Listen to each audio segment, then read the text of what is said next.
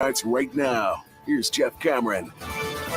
The Seminole Headlines 93.3 Real Talk Radio Warchant TV begins now, and away we go. We thank our friends at Register Sausage right out the gates. There's Ira, there's Corey. What's happening, boys? How are you?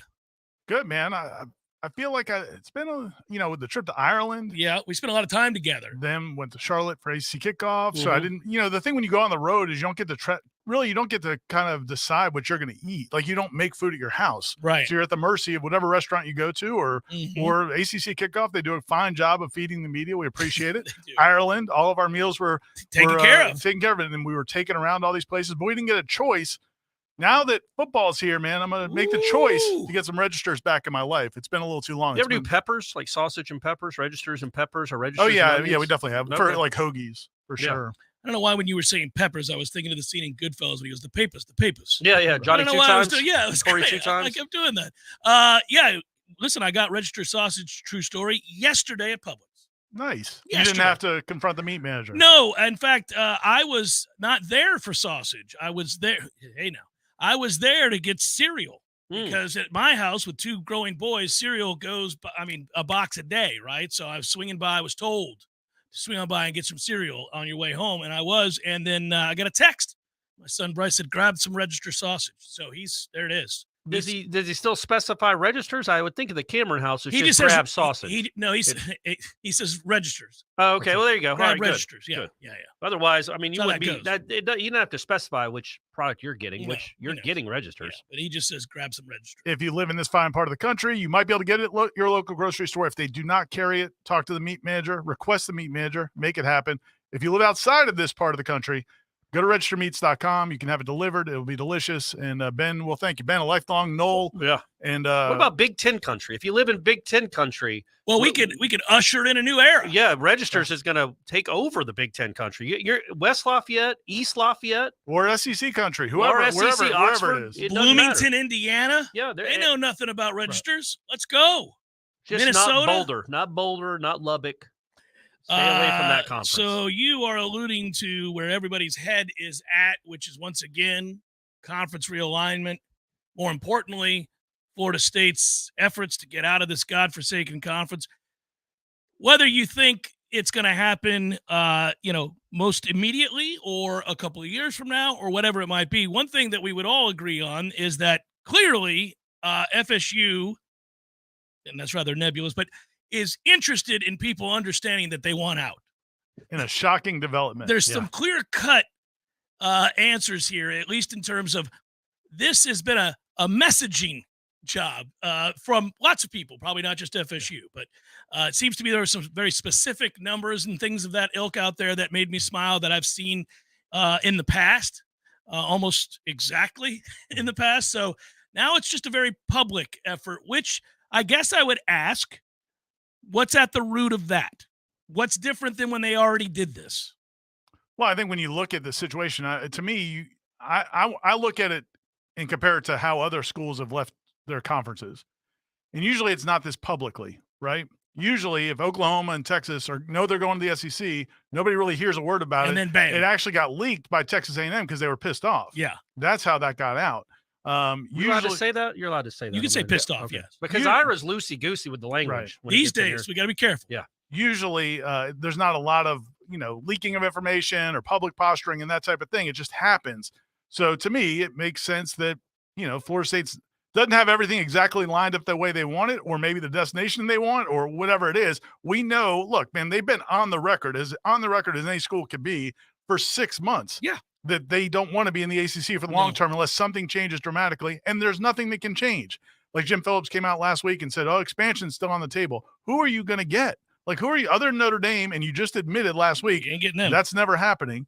Who can you who can you bring in to change the metrics? And they can't. So Florida State has to get out. The question is, when can they get out? How much is it going to cost them? And where can they go? And I think the fact that they're doing some of this posturing lets you know that it's not all lined up yet. Yeah, I'm also interested to see, I'm fine with Florida State. I said this yesterday on the show. I think it feels like Florida State's willing to embrace the role of villain, if you will, here. They don't care who knows. They don't care if they have to be the first to say, no, we want out and we're intending to leave. like Clemson, we know wants out. Clemson and Florida State seem to be tied at the hip. There are other teams that have kind of thrown their name in the hat and have been talked about, but I don't know that any of them want to be the first to say. Somebody has to be the first to say, no, we intend to leave. Well, it's in Florida State's best interest, and all these schools' best interest, really, if the thing fell apart.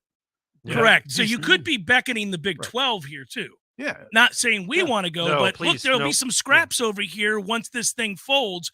Let's find a nice landing spot for NC State, Virginia Tech, and these also ran programs like Miami who don't matter. Right. Like find some programs, Duke and Miami, that can have a spot to land. They got to have somewhere to go. Talk about an appealing rivalry for the Big 12. If you get Duke and Miami, all of a sudden you have another rivalry to go with Texas Tech and Baylor and all those big-time rivalries they have in the Big 12 right now. Yeah, so it's you're doing a lot of things all at once. Can Florida State get itself kicked out of the conference? It would be awesome. What would it have to do? Drinking at the prom? Yeah, something like that. Yeah. Like Donna Martin and not, well, no, she still got to go to graduation. But what could they do to get the ACC's like, we can't do this anymore?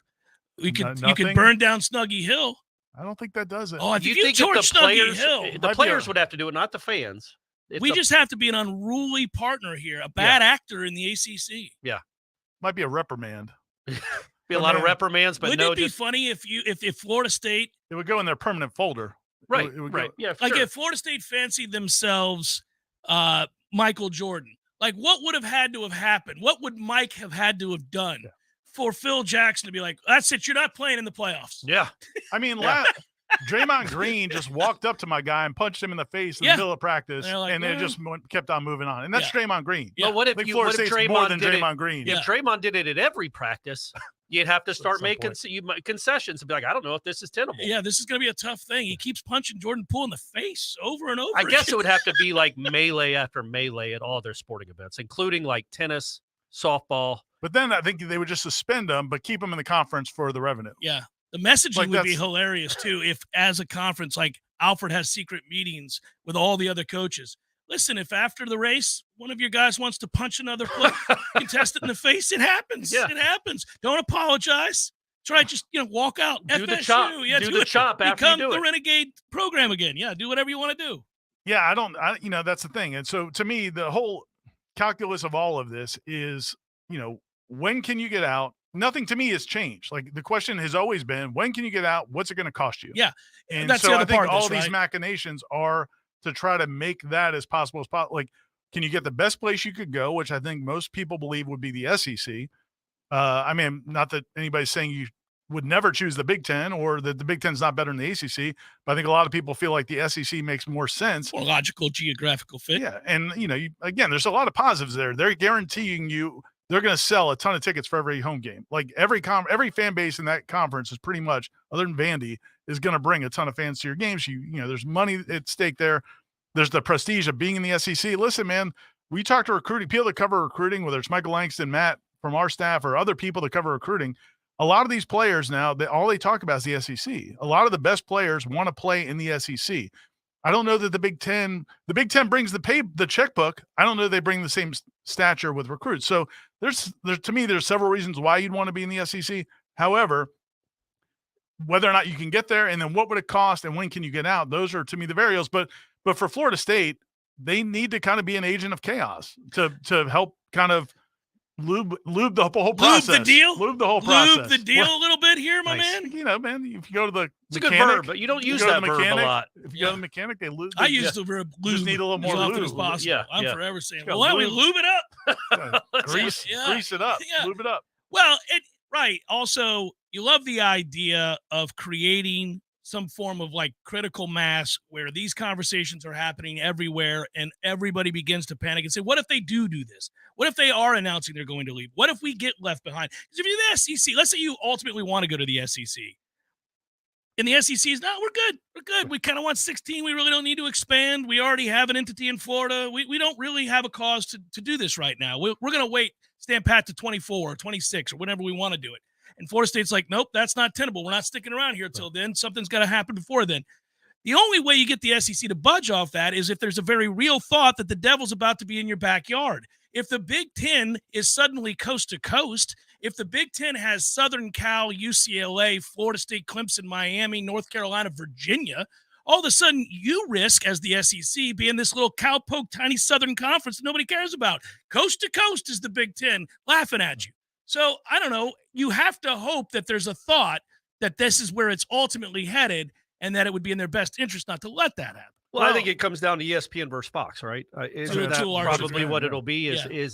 Like right now, the ESPN has no reason to give Florida State a better deal, to worry about Florida State. Florida State is an ESPN property. I mean, I'm saying right now in 2023, in August of 2023. But the prospect of Fox getting, not only they've gotten USC and UCLA to go along with maybe, I don't know, Washington, Oregon, maybe, but then to get Florida State and Clemson. So on the College Game Day is sending their crew for the umpteenth time in a row to Knoxville for Alabama, Tennessee. Meanwhile, Big Game Noon, what is it called? Big Noon? Whatever their pregame show is in California for Florida State, USC. Are they in Michigan? They're in Ann Arbor for Clemson, Michigan. Yeah. All of a sudden, that rivals what the SEC is doing, and it's probably has surpassed it. It does, right. And that's where this and is ESPN why doesn't want that. This is why any of this is different than it was 10 years ago. Yeah, 10 years ago, I sat in Eric Barron's office and I said, Dr. Barron, President Barron's office, and I said, basically we're going through the options. And he's like, look. Everybody wants us to go to the SEC. The SEC does not want us. Yeah. Everybody wants us to go to the Big Ten. They don't want us. So the only option they had at the time was the Big 12, which was not a great option. No. So they moved on and they signed the grant of rights, which everybody can complain about, but they really didn't have a whole lot of other places to go. They had no other places to go that were all that attractive. What Fox is doing now, being this aggressive, getting Southern Cal and getting UCLA and maybe getting some other schools and expanding. And Fox, you can see the emphasis Fox is putting on college football by the talent they're acquiring. Yeah. The former coaches and analysts that they're bringing on to their big Saturday show. Don't forget Rinaldi. Yeah, that's a big one. And the Bear. They got the Bear too. Oh, they did. Well, then they're coming after FSU. Meanwhile, ESPN, we don't really know what the future is for ESPN. I mean, they're having the layoffs and they're talking about selling it possibly. Disney's talking about selling part of it off. So the future for ESPN, they want other media partners to come in. Yes. We all perceived ESPN as the giant. You want to be affiliated. That's what John Swofford sold over and over and over again. You want to be partners with ESPN. Well, we don't know that ESPN desires to have that space anymore. And I think Fox definitely does. So this is all what's different now compared to 10 years ago. Yeah. And I think ESPN does, but they may have to continue to sell off assets and blow things up in order to be in the game 4 years from now. I was jotting these notes yesterday. So you figure out where the extra money comes from, right? So if you think Florida State to the SEC, where does the SEC money come from? Well, for the new schools, because ESPN has issues, right? ESPN's got problems right now.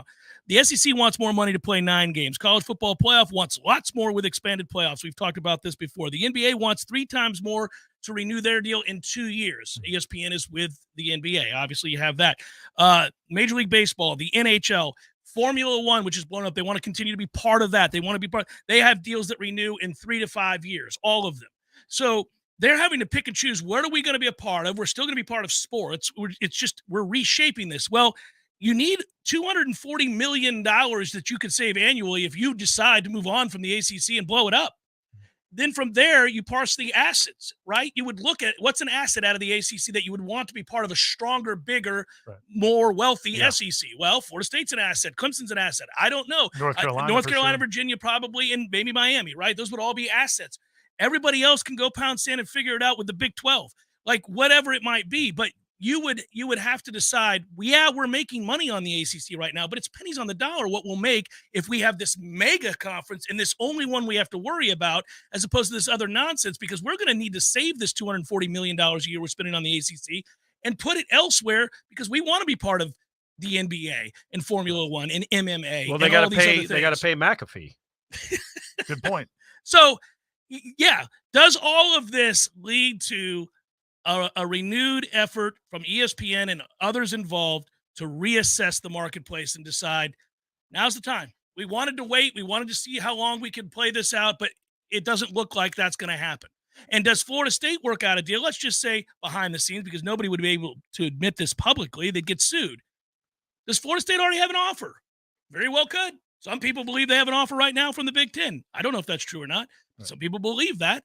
And, of course, the Big Ten would deny that. And the ACC Florida State would have to deny that. But if there's an offer in some clandestine backroom alley, they met back alley room, met, then there you go. I guess it could be. And then all of a sudden you say, listen, if we do this, it's going to cost us $300 million, $400 million, $500 million. You're going to be willing to help out with that? If that's agreed upon, then maybe you do announce on the 15th that you're walking.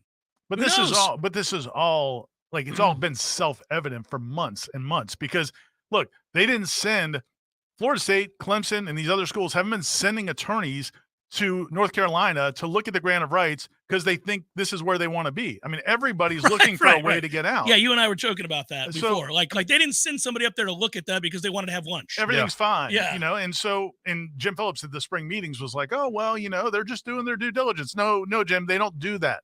Like, I'm happy at Gene. I don't go talk to Gene every other day. Hey, Warchant, I don't go to Gene every other day. Hey, let me look at my contract again. Right. Because I'm thrilled. You know, I mean, like, that's not how people act. So these schools want to get out. The question is, can they, and will ESPN acquiesce or make something happen?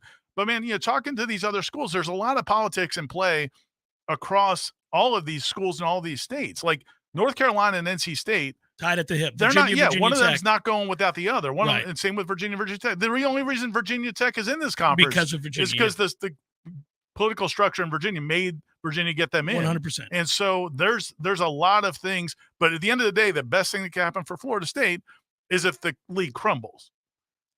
Whether or not that can happen probably depends on these TV partners and who can find them places. Doesn't that go back to just creating melees at every sporting event that Florida State competes in? Yeah, and that'll just crumble. It'll be an embarrassment. It'll be a plight on college athletics. Something else to note, and does it happen now? I got to double check the time. When is the commissioner of the Pac-12, George Klavikoff or whatever his name is there, announced their deal? It's supposed to be today. Yeah, I think I'm not sure exactly. I know that I was texting with Andy Staples with On3 now, and they've got I think is Arizona having their announcement today. Probably there's a lot going on simultaneous, and the Major League Baseball trade deadline. The Orioles might be they got to be in the market, and that for could something. directly impact Florida State's ability to leave the ACC. So we need to keep close eyes on that as well. Seminole Headlines, 93.3 Real Talk Radio, Warchant TV continues in a moment.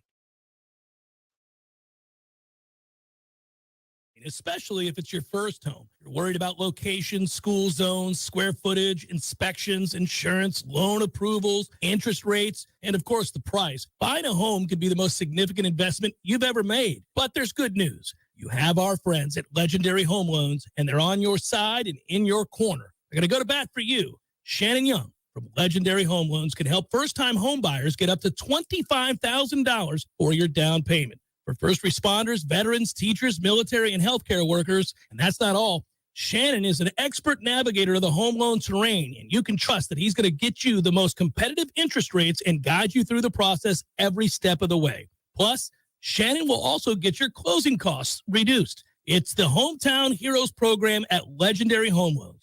Give them a call today, 844-FSU-LOAN. That's 844-FSU-LOAN. Or go to FSUHomeLoans.com and ask for Shannon Young. NMLS number 2270146. Someone who thought texting was a better idea than stopping for a traffic light slams into your rear bumper. Now your back is injured and you've got to be at work and rehab all without a car. I'm Dana Brooks of Basic Brooks Law Offices, and we hear stories like this every day. You shouldn't pay for someone else's mistake. Call us at 850-777-7777, and we'll make sure you come back stronger. If you've been considering getting a new hot tub or upgrading your existing hot tub, now's the absolute best time to do it. Hot Spring Spas has the jets on full blast, and the prices right now have never been hotter. You can find huge savings at Pinch a Penny Pools and Spas, and we mean huge. For a limited time, you can get up to $5,000 off in instant discounts and rebates, plus 60 months no interest financing for qualified buyers. You heard that right, $5,000 in discounts. And that's not all. When you buy a hot spring spa from Pinch a Penny Pools and Spas, you'll get a free consultation to determine the best placement in your yard for installation, a free accessory of your choice, and install can be completed in just a matter of days. It's the most aggressive rebate program that's ever been available to buyers from Hot Spring Spas. So stop by Pinch a Penny Pools and Spas on Greer Road today to check out their 12,000 square foot showroom with over 50 hot tubs on site. If you're ready to relax, Pinch a Penny Pools and Spas is ready to show you how. Wendy's is open till midnight or later, so you can give in to the craving and go night mode. Now all of your favorite menu items just got their bedtime extended. You can get what you want even later, like the Baconator with 6 strips of bacon, or the perfect fries and frosty duo. If you're up later, then so are we. So go ahead and pull through the drive-thru. When the craving hits, go night mode at Wendy's. Open till midnight or later. All right, see ya later. At participating U.S. Wendy's, hours may vary. We're going abroad for the first time in years, to Spain. So we started using Babbel. And started learning Spanish fast. With Babbel, you can start having conversations in another language in just 3 weeks. ¿Cómo te llamas? ¿Cómo te llamas? When you learn a language, you want to actually use it. Babbel is designed with that goal in mind. In just 3 weeks, we're starting to have conversations in Spanish. Gracias, Babbel. Babbel, language for life. Now try Babbel for free at Babbel.com. That's Babbel.com. Life is stressful. Dinner shouldn't be. That motto is why Register Sausage has been doing business in the Florida Panhandle and Lower Alabama for over 75 years. A proud sponsor of Seminole Headlines, Register Sausage always provides the best Southern smoked sausage to over 140 grocery stores and restaurants throughout the Southeast. Headliners have discovered the Register's difference. You can too. To find a store that carries Registers near you or to buy directly, head to registermeats.com. That's registermeats.com. Register Sausage. Yay, sausage!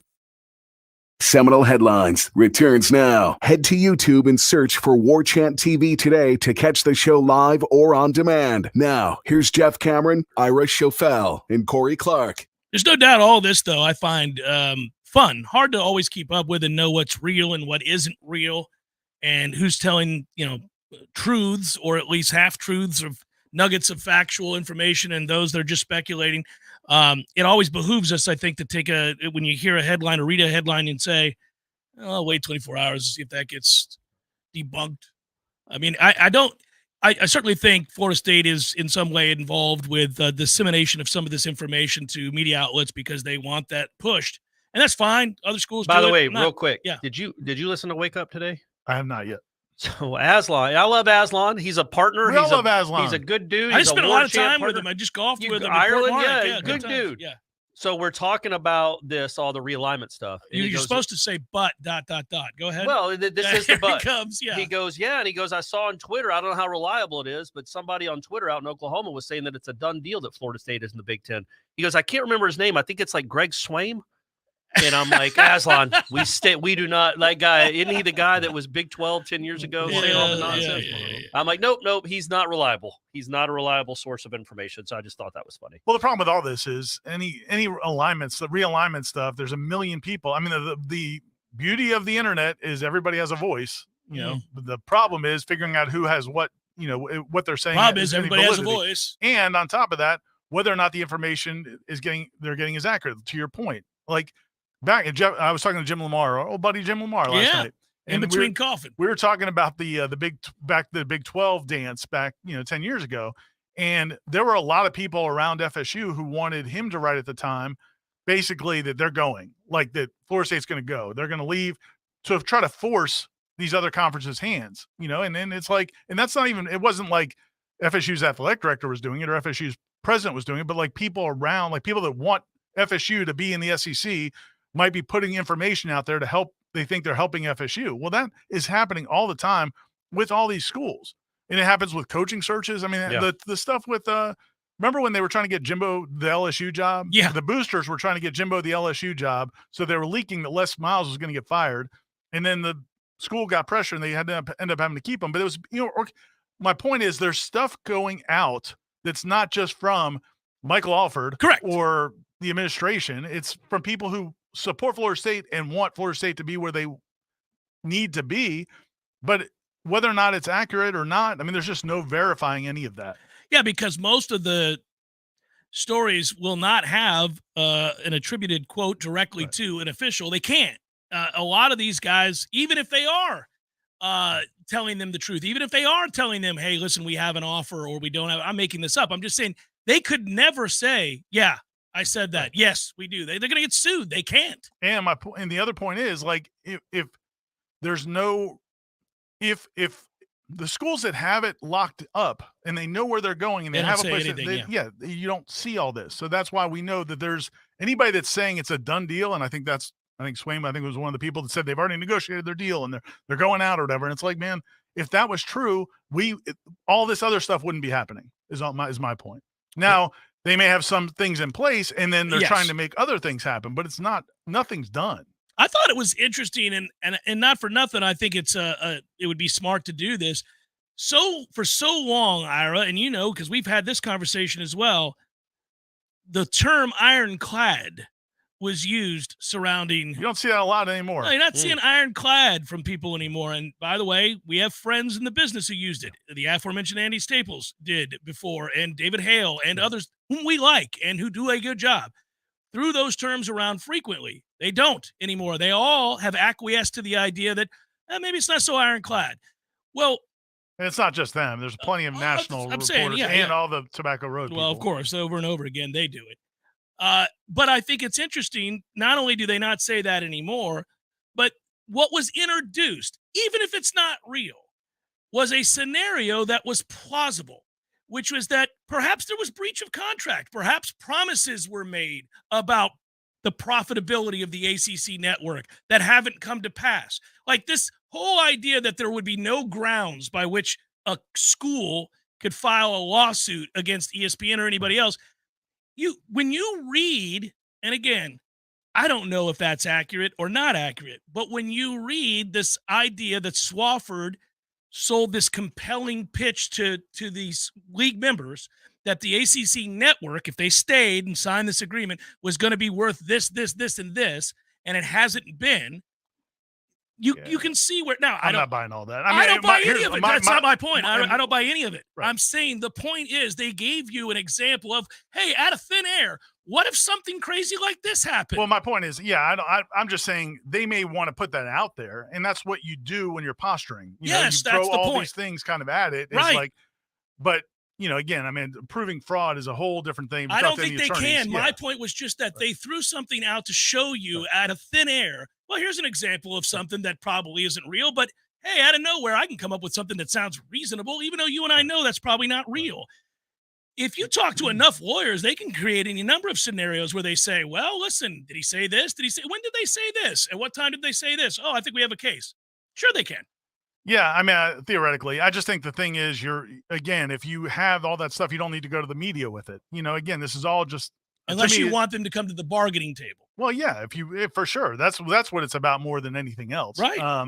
And again, I don't.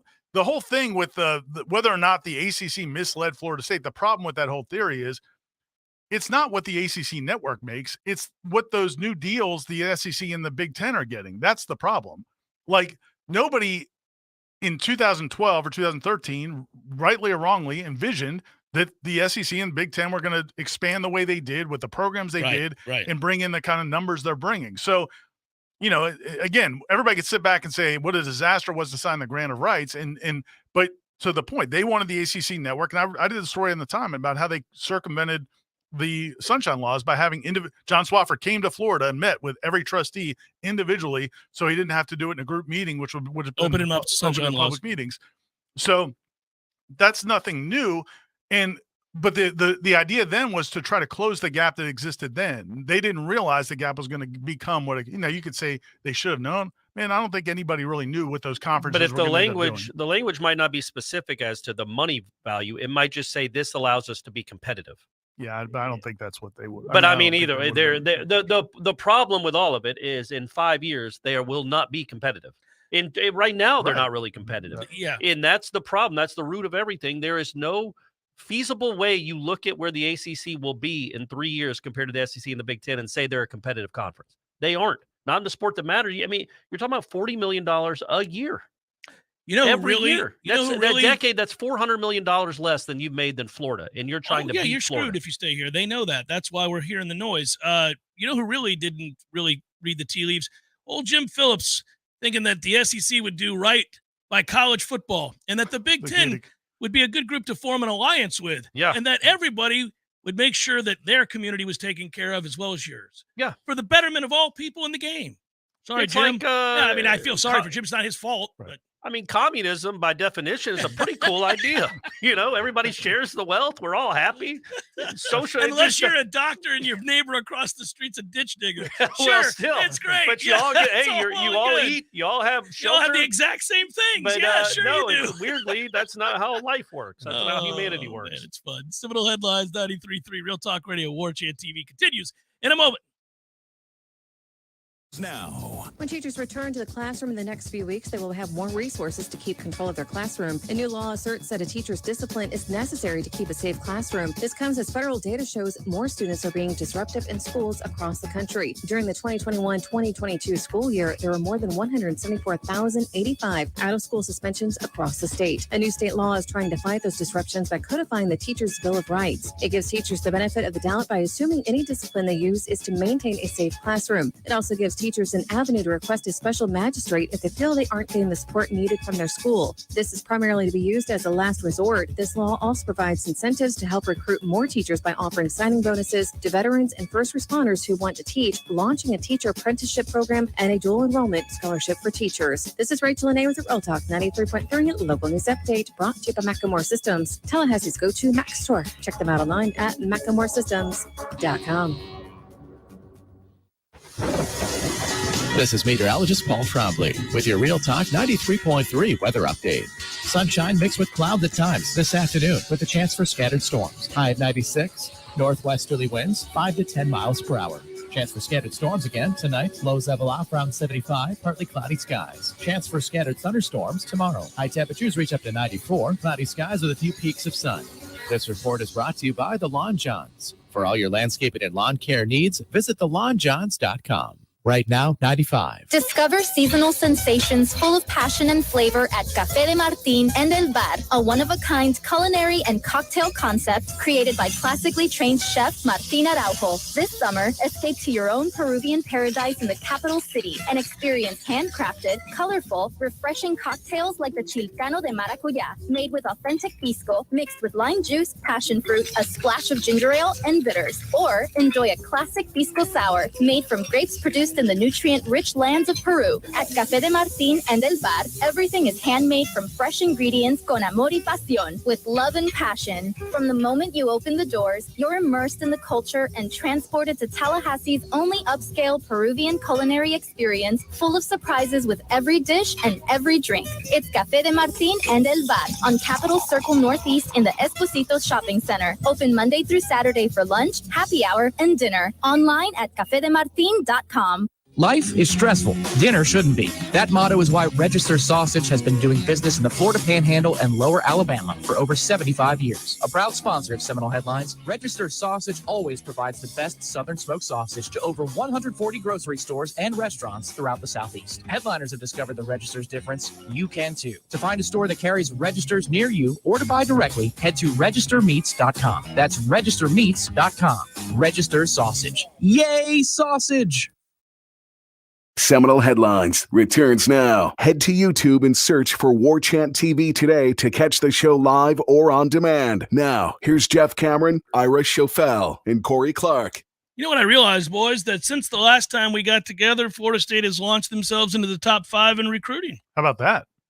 Just keeps on happening, man. And then they got a recruit today, this Jaden Todd kid out of Dublin, Georgia. I mean, my pops where knows your him. dad lives, Yeah, right? he knows him, yeah. So On3 just posted their basically winners of the month of July. Has to be Florida State. Florida State's the big winner. Going away. Over Georgia and Ohio State. And Going Alabama. away. Going away. Impressive. Nice month. They had 10 commitments. They've got 4 now in the last 5 days. Mike Norvell and the boys are killing it. And there's a chance the Buford kid, the safety. Yeah. A very good chance. I mean, come on now. If that happens, I mean, all right.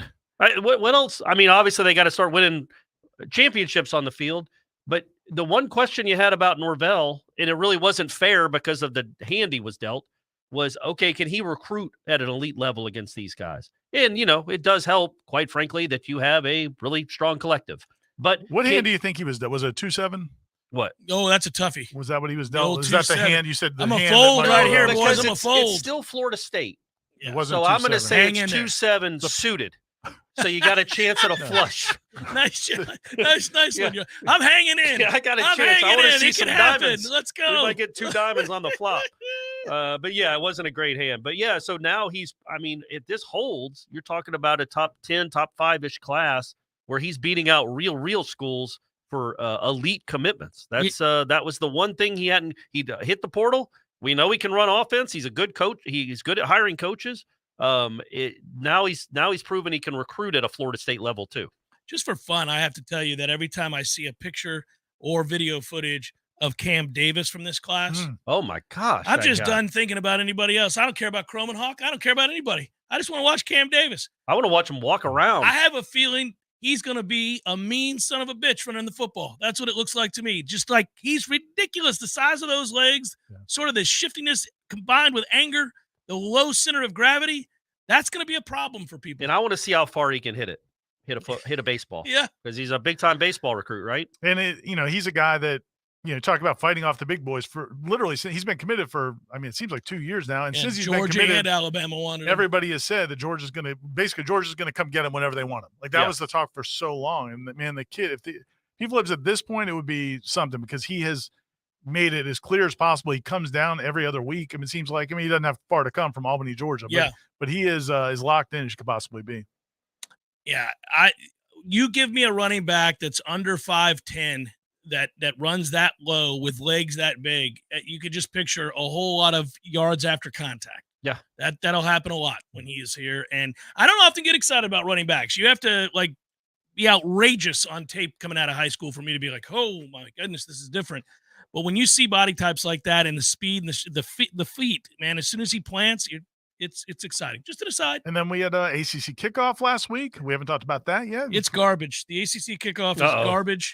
This guy. It is. We had a blast, and we did a great job covering it because what we do at Warchant. Can I give you a little hint, though? Yeah. Like in this media marketing thing that we do, like maybe telling the audience that what we sent 5 people to cover for 3 or 4 days isn't garbage. No, that's not. We provided amazing content. Okay. However, they are a ragtag bunch up there these days in Charlotte. I'm just letting you know we overcome amazing odds to bring you what you need. Yeah. So it's like Jeff saying Snuggy Hill is garbage. Yeah. It doesn't mean what we do up there is garbage. No. It's also, I'm not going to ever cater to Wake Forest, NC State, North Carolina, or any of those other bitches. No. You never would. Here's the deal. That they look like they're just holding on for dear life. It's a good thing we go there because without Florida State and Clemson, this is a useless ass conference.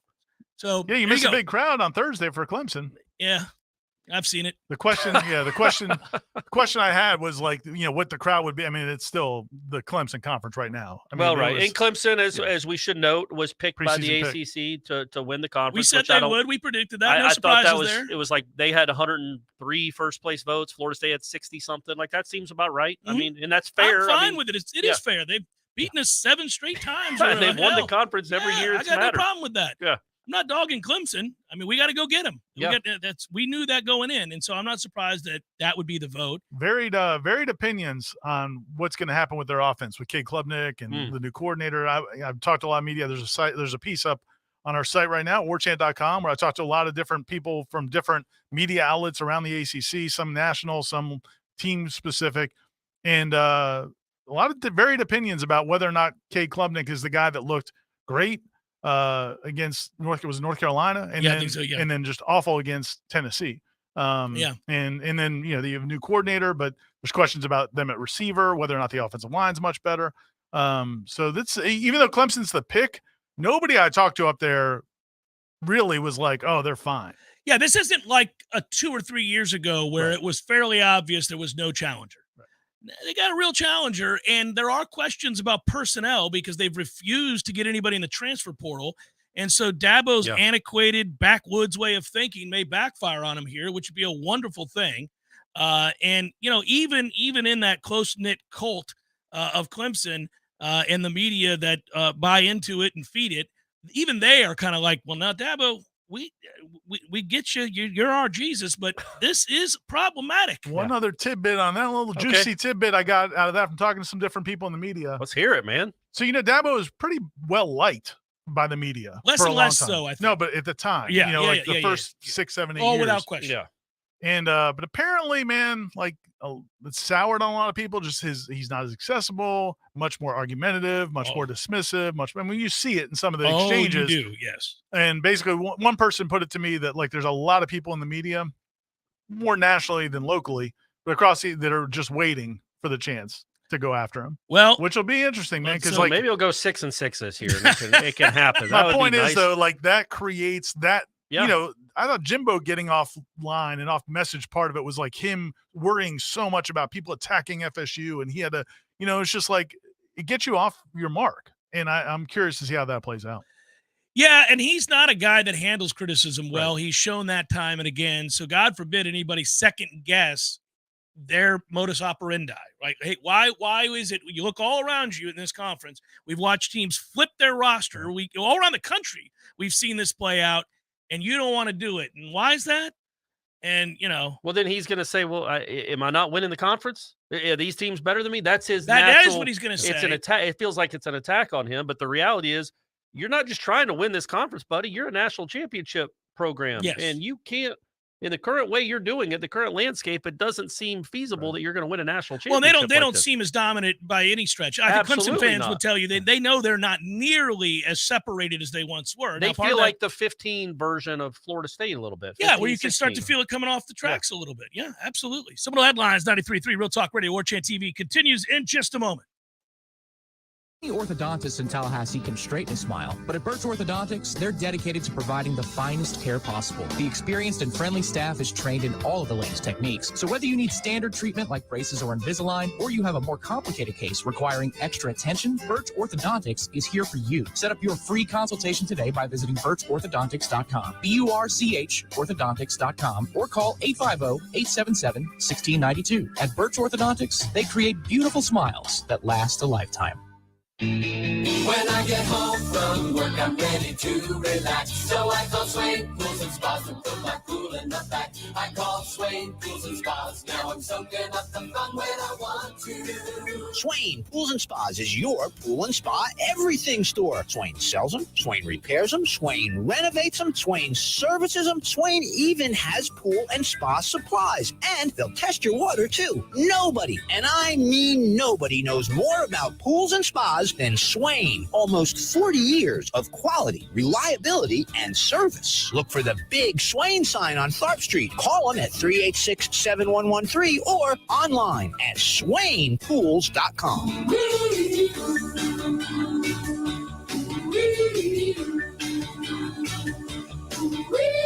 Swain Pools and Spas. Soaking up the fun when you want to. Swain Pools and Spas. My man Eddie. Jeff, what's happening, dude? Bears eating people all over the place. I read another article today. It's the third one in the last month of somebody getting mauled to death by a bear. Man, you know, bears have their own space. You got to let them have that. You do. You got to stay clear of bears, is what you're saying? Yes. I got a question for you. Here you go. If you had to be mauled to death, eaten alive by any animal in the world, which would you choose to eat you alive? Ooh, I think maybe I'd want, I don't know, longevity time, a mouse. Just a slow burn. Slow little burn. This thing just finished the pinking. It's been a month. I could go to work. I could still do my thing. I could probably live 30 years. I thought you were going to say great white because it'd be quick, or a grizzly. We went with mouse. Yeah, mouse. Okay. You know? Mouse it is. Gordo's, bringing the flavor and flair of Cuban food to Tallahassee since 1996. Hey, Nole fans, our partner ISF Inc. is a national management and IT consulting firm located right here in Tallahassee, Florida, solving the future for state governments through strategy, process, and technology. As a trusted advisor for state governments, ISF knows the importance of defining a clear and detailed strategy. Our friends at ISF can help your organization create a strategy that sets you on a path to success. ISF, your vision plus our expertise brings your brilliant ideas to life. Visit ISF.com to learn more. ISF, solving the future. Seminole Headlines returns now. Head to YouTube and search for Warchant TV today to catch the show live or on demand. Now, here's Jeff Cameron, Ira Schofel, and Corey Clark. I haven't checked, but I am most assured that there will be a lot of questions.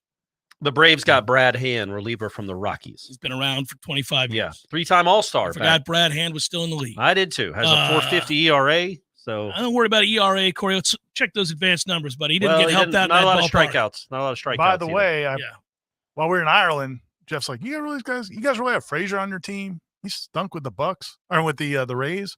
Pirates. He stuck with. He was with the Pirates. He was okay with the Pirates. Then he went to Seattle and struggled a little bit. And now he's with you. And he's good. He's hitting some bombs. Watched him hit a 3-run bomb against the Yankees. That's good. I'm glad he did. That was nice. I haven't checked on his full season stats as opposed to an anecdotal home run. He's had a good year. He's had a good solid year. But I was in Baltimore for that first inning was series. pretty. I'm well aware of it. I'm well aware that he was in Baltimore. And y'all should know, I think old headline listeners would remember that I sort of have a weird thing about death and mass murder. I like mass murder in terms of reading about it. Right, sure. I don't, if that's what you mean. Went to Dallas this week for a wedding for Shane and Michelle. It was a lovely, lovely Did you ceremony. stand on the grassy knoll? No, I've done that. Me too. So we went to Austin the night before, which I'd never been. Austin's a really cool town. Awesome so when city, Florida State Another gets the great spree SEC, killing.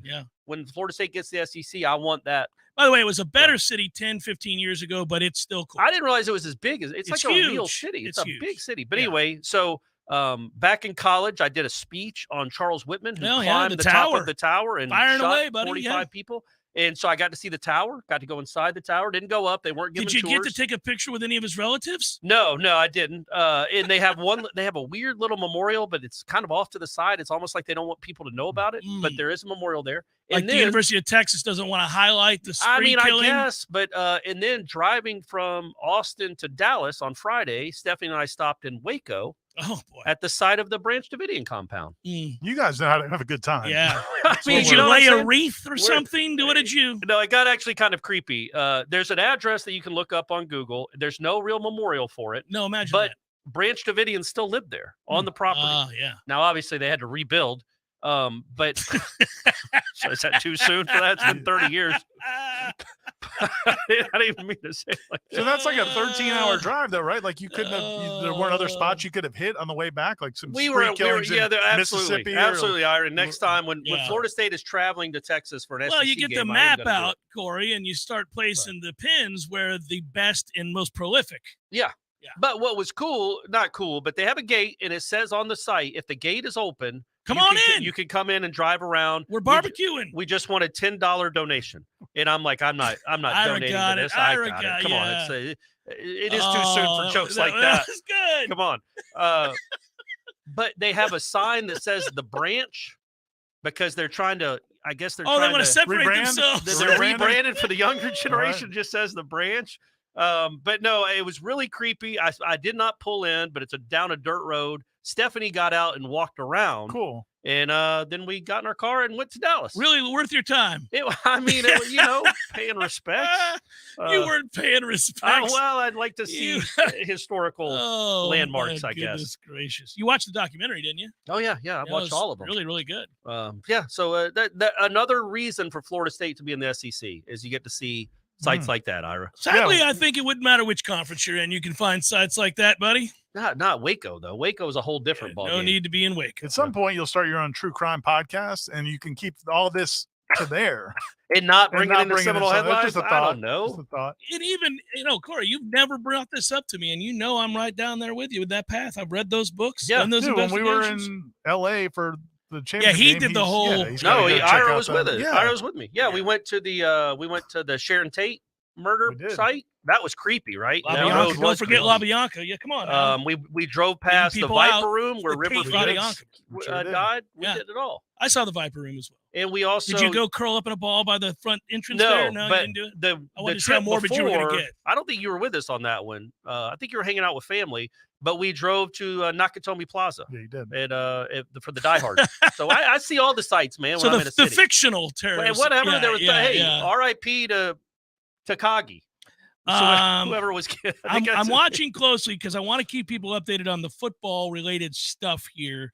It looks like that the Pac-12 commissioner presenting a proposed media deal to school leaders today, according to Pete Thamel, indicates the University of Arizona president could consider his league rivals when making a decision. So this is kind of interesting. They're getting into he knows the gravity, said one person. He does not want to be one to break apart the Pac-12. but is still seriously consider leaving and going to the Big 12. So I'm watching Arizona. The reason I bring this up, Arizona State are going to be interesting here. Right. Because there are all kinds of rumors saying that those two teams specifically are going to leave. And we're getting to a place where now that's 3 if it happens. Right. And so with the Big 12 is basically making the push to become the 3rd conference. Yeah. They want to be, yeah. And so that, again, this is all kind of where it could be interrelated to Florida State and the ACC, because, again, if you've got the Big 12 trying to pick off whatever they can get. They want Utah, they want Arizona State, and they want Arizona. You get Utah, who's won the damn Pac-12 twice in the last 3 years, I believe. So, I mean, goodness gracious, that's a big deal. And Utah's a growing state. And you already have West Virginia. I mean, so there could be some teams you could take out of the ACC that would fit with them. I think that Louisville's a perfect fit there. I would grab them. I think that Louisville could be had Big 12. I think NC State maybe. Working out the politics. Pitt, Boston College. Just picking off assets. Just think of all these teams that nobody really wants. Go grab UConn. Go grab whoever you want. But again, there. it's just to me, I think it's not. There's no illusion. The Big 12 guy has no illusion of knocking off the Big 10. No, he's just trying to matter. He just wants to survive. Well, he wants to beat the ACC. What the ACC did to the Big East. Yeah. And so now the question is, if these ACC schools are like, man, we're effed if we fall behind them too. Now that makes people more willing to maybe make perfect moves. point. All right, listen to what Jim Phillips, when we were up there covering it in Charlotte, his whole thing was, hey, we'd like to be 1 or 2, but we are 3rd, and we would like to sustain being 3rd. Well, pal, how much longer? The Big 12 wants to be 3rd, and they're making moves. And if the Pac-12 essentially dissolves and there's 4 conferences and you're 4th, you're done. That's not great. You're already in deep trouble, but you're in bigger trouble then. I admire what the Big 12's doing. They're making no bones about it. Like, we want to survive. Screw it. We're grabbing Colorado, Arizona State. Come on down. Do you think Louisville, if they're promised, let's say $6.5 to $8 million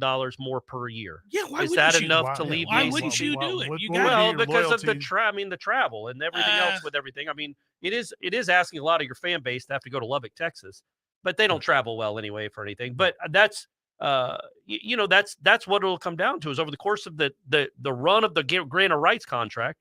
If it's $8 million less you're making, yeah, man, that's $100 million you're losing on the table that you could be in the Big 12. I can see several teams from the ACC who know that they're never going to get an invite to the SEC or the Big 10. Seriously considering their futures in the next 2 to 3 years. Well, that's when it crumbles. Well, that's my ACC point. Like, yeah, that's what the Florida States of the world, Clemson's of the world want. North Carolina and them, they want these other schools to have a landing spot. I think it forces the ACC or the ESPN to the bargaining table with schools like FSU if it becomes an inevitability. If they now realize, it's happening, the Pac-12 is dissolving. Yeah, and the Big Ten will grab Washington and Oregon tomorrow if the Pac-12 folds. I mean, just think of the idea. Again, take a step back and think of the idea that North Carolina was part of this group of 7 that wants to get out, right? North Carolina, from talking to people that cover North Carolina had overtures from the SEC in the past, but was like, no, we kind of like running our own league. Like, we like we got being the heart of this league. And now if they're looking to leave, if you're talking about North Carolina wants to get out, what is there to keep? I mean, there's, nobody wants to stay. It's just the only schools that don't want to give it up is the ones who have a death grip because they don't know where else they can go. So that's why it behooves the ACC, if they really want to stay a conference, to re-up these grant of rights, like go away with the grant of rights and try to come up with something else. And I know they won't. Well, they're not going to gain more money from ESPN. Yeah. But so that's the issue, though. It's untenable the way it is. Right. And if ESPN could come to the bargaining table and say, we'll offer you $50 million a year to stay through 2028. Yeah, I mean, I think that's the thing. That's what it has to happen. I brought it up. It's like the Braves signing Ronald Acuna for next year. They sign him for 7 years and $200 million. Right. They only owe him $10 million a year for the next 5 years. But you want to keep him longer than that. So you have to do something so he's not a free agent. This is what happens in the NBA. You saw with Jaylen Brown getting a $300 million contract. People were rolling their eyes. Well, listen, man, that money is going up, up, up, and up in terms of the cap and the TV revenue. Yeah, and I don't know that there's a scenario where ESPN would do this and say, all right, these 3 or 4 or 5 schools deserve more money. We're going to get them a bonus or an incentive to stay in the ACC, to preserve the ACC. But you could see if you're Michael Alford or Peter Collins or people at the FSU where you're like, hey, we're letting it known we're not staying here. We got to get out. Come hell or high water. If you want to make us an offer to make us stay, man, I can give you some compelling reasons why Florida State, if they had that money, would be if they willing get to similar stay. money to stay in the ACC. I'd much rather play an ACC schedule than an SEC schedule. Yeah, and I don't think I think that, Texas is going to find that out, and Oklahoma's going to find that out. Yeah, but I don't think that that's viable. I'm not saying it is. I'm just saying, but right. You want every option possible. You absolutely do. You want to throw it all out there. You want to create, as I said before, critical mass so that we start having larger and longer discussions about how can we make this work or not. And the more noise you make, I think the more chances or likelihood that somebody's going to come to the table and say, all right, we got something for you, especially if the Pac-12 is in the midst of dissolving. Yeah. This is, and they continue to get teams picked off. Then there's a desperation because at that point, I think the Big Ten would not want to watch Oregon, or Oregon's a big player in this in some weird way, sitting back. That's a team with unlimited funds that want to play big boy football, and they can't remain in the Pac-12 as this happens, and they don't want to join the Big 12. So they're going to do something as well. Phil Knight and them are going to say, hey, we got to go. And I think the Big Ten would be smart to make that move. Now you start the dominoes falling. It's all a really good thing. All right. Hour number 2. We get your questions coming up. Hang in there. There are a lot of them. We'll do it next. Seminole Headlines, 93.3 Real Talk Radio and Warchant TV.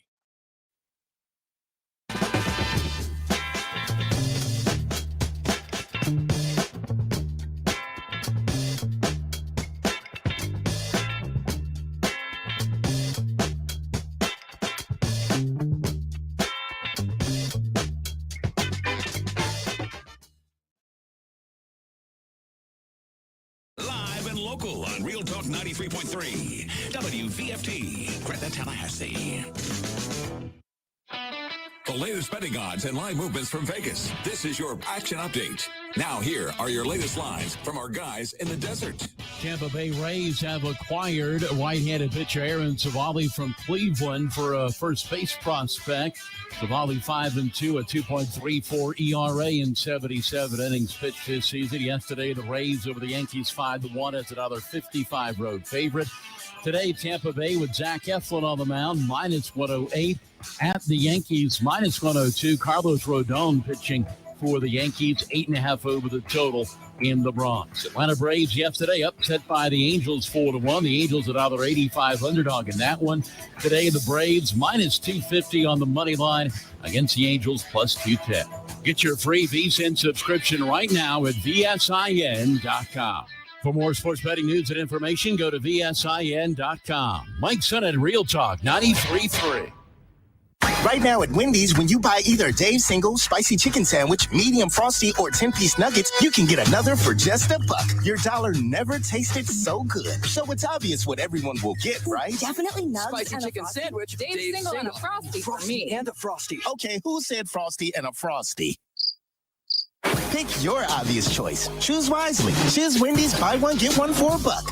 Limited time only. Price of participation may vary. U.S. Wendy's valid for item of equal or lesser value. Cannot be combined in a combo or any other offer. The extracurricular activities, the traffic, the nightly homework, the traffic, the finding time to eat dinner together as a family, the traffic.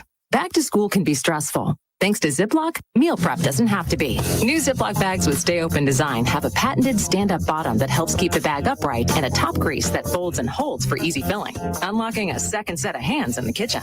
If only it unlocked a second set of lanes.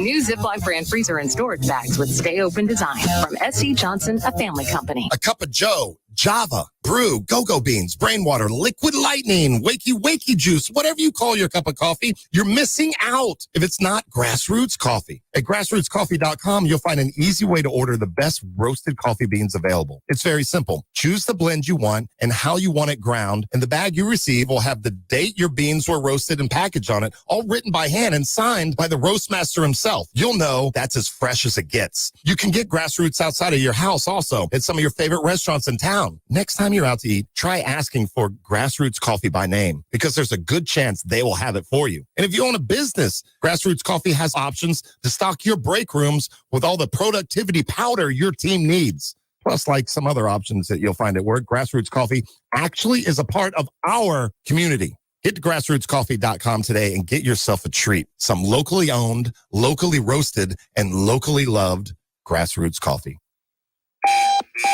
A Attention radio listeners, this is a Foodies Takeout and Delivery new restaurant alert. Now available for takeout and delivery from foodiestakeout.com. The Hawthorne Bistro, Jerry's Love on a Plate, Coach's Pizza, Munchie's Pizza, Red Eye Coffee, Lofty Pursuits, OG Subs, Dave's Pizza Garage, Sakura Sushi, and many more. Find a complete list of locally owned restaurants offering takeout and delivery at foodiestakeout.com. That's foodiestakeout.com. Don't just shop local, order local.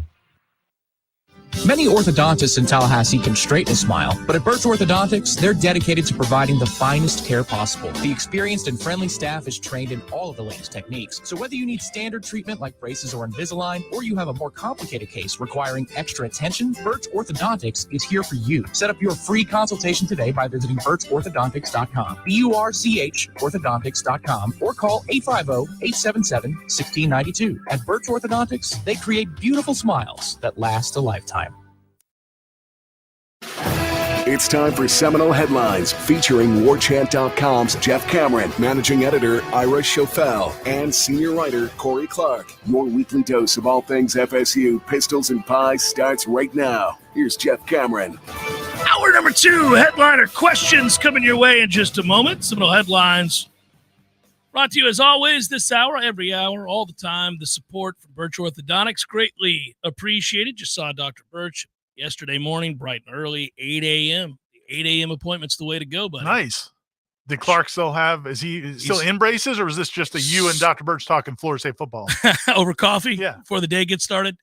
No, I saw Tom Block there too, by the way, and the consummate professional. I chit-chatted a little bit about our kids' teeth in Ireland. You wanted to know all about Ireland. There you go. Good times. And we surmised that we'd be seeing a lot more of each other now that football is starting up. So that was a fun conversation. But no, this was an actual appointment to check on the braces. Remember, Clark's my child that once had alien teeth, as I called them.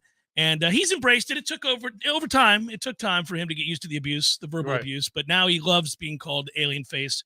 And it's moved on to his whole face now. It's he's a good-looking kid. But they had to get these teeth that were up here, way up in the cheeks, under his eyes. Yeah, and pull them down, and it's unbelievable. The space has been created. They're coming in nearly perfect. Dr. Birch said, "Miracle worker." It is amazing what has happened there, and so she had high praise for his continued growth and work and everything he does to sustain it, and everything they do. We certainly celebrate as well. So, and that continues the trend. She's an orthodontist to the stars, really. That Tallahassee Stars with Tom Block coming in there. A lot of other prominent people. I'm not going to say we don't divulge it all. We don't blow it up their spot. Patient doctor privileges. I'm not going to share it all, but it's where you want to be, people. If you want to be seen and be seen, even if you don't, it's like Spago in Beverly Hills. Just go there. It's like a restaurant in Beverly Hills. Some of those celebrities just go and order a drink so they can be seen at Spago's. They're not even eating that night. They're just there. So even if your kid's got good teeth naturally, you're one of those get a glass people, of water. Talk to Dr. Just Birch. bring them in. Or as we said last week, if they do have good teeth, hit them with a baseball bat and their teeth get all screwed up, and then they have to go get their teeth fixed. It's an option. BirchOrthodontics.com is the website, and set up the free consultations, payment plans. They do the best work in the business. BURCH, orthodontics.com. Hunter writes, what if the move is for ESPN to let us go independent? Hear me out. They don't want us to go to Fox and the Big Ten, and the SEC doesn't want more teams right now. So instead of restructuring payments for an entire ACC, they just say, pay us near SEC money and own our rights. You all are the best. Thanks, Hunter. I would say again. Who would you play? That would be Notre Dame. Notre Dame. You'd play Notre Dame in the military schools. So you'd have to tackle undefeated, baby. Time to veer rack up option. some wins. Throw in a Rice matchup and some of these other schools that would be honored to have you come to their Florida. place. You get to play Florida every year. I would That's assume. true. That's about That's it, true. though. That's the issue with independence now is you have nowhere to play. Yeah, you'd have to strike up a deal. Maybe ESPN could force certain other teams to play you as part of this whole arrangement. There's your answer, Hunter. Corey's right. Brandon writes, what are your final pre-camp predictions for the starting offensive line against LSU? These are pre-camp predictions where we all cited that being an area of intense competition. We were asked to do so. Yeah, we were asked to do so at the roundtable. This is a hard thing to guess. It's impossible almost. I mean, Ira, I know you. Okay, let's do some guesswork here. You've got Maurice Smith starting at center, yes? I do. You? Yes. Okay, me too. So we're all in agreement there. Center, Maurice Smith. All right, I've just put up the roster. I got to make sure I get this organized. Okay, so here's where it gets interesting. Every other position. Right guard. Ira, I'm going to guess you're picking Dimitri Emmanuel. You know me, man. You're especially easy. game one. I'm going with Meach. Game one. Okay. So there might be competition there, but I'm going to go with Meach. And others will play, but he's going Dimitri Emmanuel. You? I guess. I'm not confident in it, though. Okay. So if you pick somebody else, you would be taking who? Byers, or you'd be taking Keandre Jones, or you'd be taking who? Casey Roddick? I think I would take Bryson Byers. Estes? I think I'd take Byers. Okay. All right. So that, even though he's never played guard. Correct. He's got a guard body. He can in move. My opinion, he can really get out and move. And it's he not might crazy. not, it's not a crazy He pick. might not win the tackle job. All right. So you got that there. Okay. Let's go right tackle. Now, this is also gets contentious because I've got Bless Harris probably starting at one of the tackles, and you guys are going to take Robert Scott at left tackle. So then I'm going to tell you that I think Bless Harris starts at right tackle. Is Ira on the screen? I've lost my. What's happening to Ira? Is he lost his? I've lost my connection. The camera. What's Something going on? went wrong. That's fine. But everybody can hear you. Somehow Ira has gone missing here. Did I click a button? Did Matthew click a button? It's fine. Matthew's going to come in there and figure out what the If hell. You're frozen on my screen, if that matters at all, which it doesn't. We're still talking to the Everybody masses. Can hear us. I hope Everybody people can hear us. We're Everybody good. in the chat, you can hear us. We're alive and well. Okay. So in my really all we need is Corey. That's all anybody wants to see. If That's we're all have a Corey visual. wants you to see. Good point. Exactly right. Let me just. Yeah, I'm gonna ride with Bless Harris at right tackle. Yeah. Okay, so you're in agreement with me. We got Bless Harris. I got Jeremiah Byers at right tackle. That's not a terrible pick. Correct. I've got him at both. Both. I've got him at both. I'm hedging. Now, if we're talking about competition at that spot, you would say that if we have Bless Harris, Byers might be the competition there. If you would say Harris is the competition there if you have Byers there. Yeah. And then we got to get to the left side, left guard. Casey Roddick? I'm going Casey Roddick. Okay. I feel like I think we're on the same page with Casey Roddick there. Yes. Yeah. Yep. Jeremiah Byers. There was a back in the day, the Atlanta Journal-Constitution did a thing one time. I guess Bobby Cremins made some joke about, or some comment about Matt Harpring. And like if you had 11 Matt Harprings, and the AJC did like their Sunday sports cover, and it was just a team of 11 Matt Harprings or 12 Matt Harprings. So that's what you just have want. an offensive line of 4 Jeremiah Byers and a Maurice Smith. That's all you need. And then finally, left tackle, you're going to have Robert Scott. All of us probably will. I can give you an alternate offensive line, which would be Jeremiah Byers at right tackle, Bless Harris at left tackle, Robert Scott at one of the guards, and then we start filling it in from there with Maurice Smith probably at and center. Roddick at center. You could if you could ever learn to snap.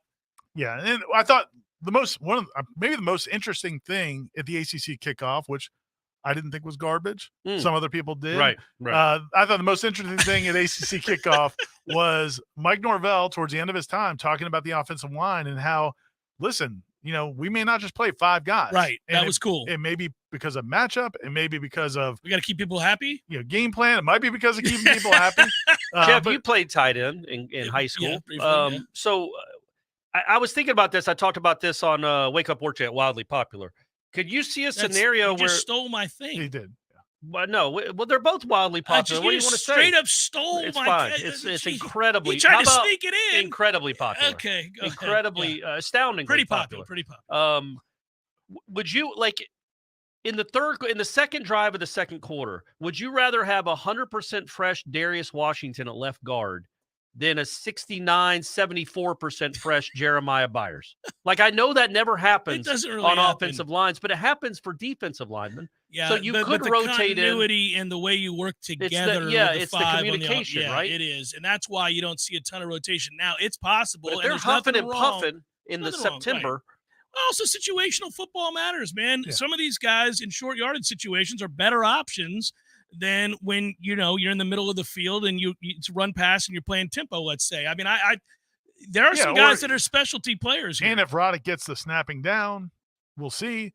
But if you go up against a team that's got a massive 3 technique and you want to maybe him at center, then you've got somebody else at guard. I mean, there's a lot of options. Matter. Yeah. Matchups really, it's crazy that he has 8 guys like this. And we haven't even mentioned Keandre Jones, who started 2 years in the I SEC. mentioned him. But not as a potential starter, really. And he started 2 years in the SEC. You know what's weird about Keandre Jones? I want to bring this up. I could not figure why he gained weight.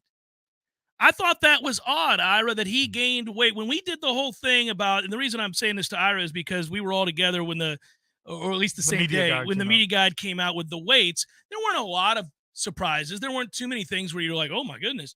But that was one where I remember saying, well, good God, I thought he needed to drop 10 pounds, not gain 10 pounds. But that, I don't know if that tells you anything. Well, but there were a few that were like that I would like to, would have liked to ask Norvell about, but we just didn't have a chance at kickoff because there's so many people asking so many questions.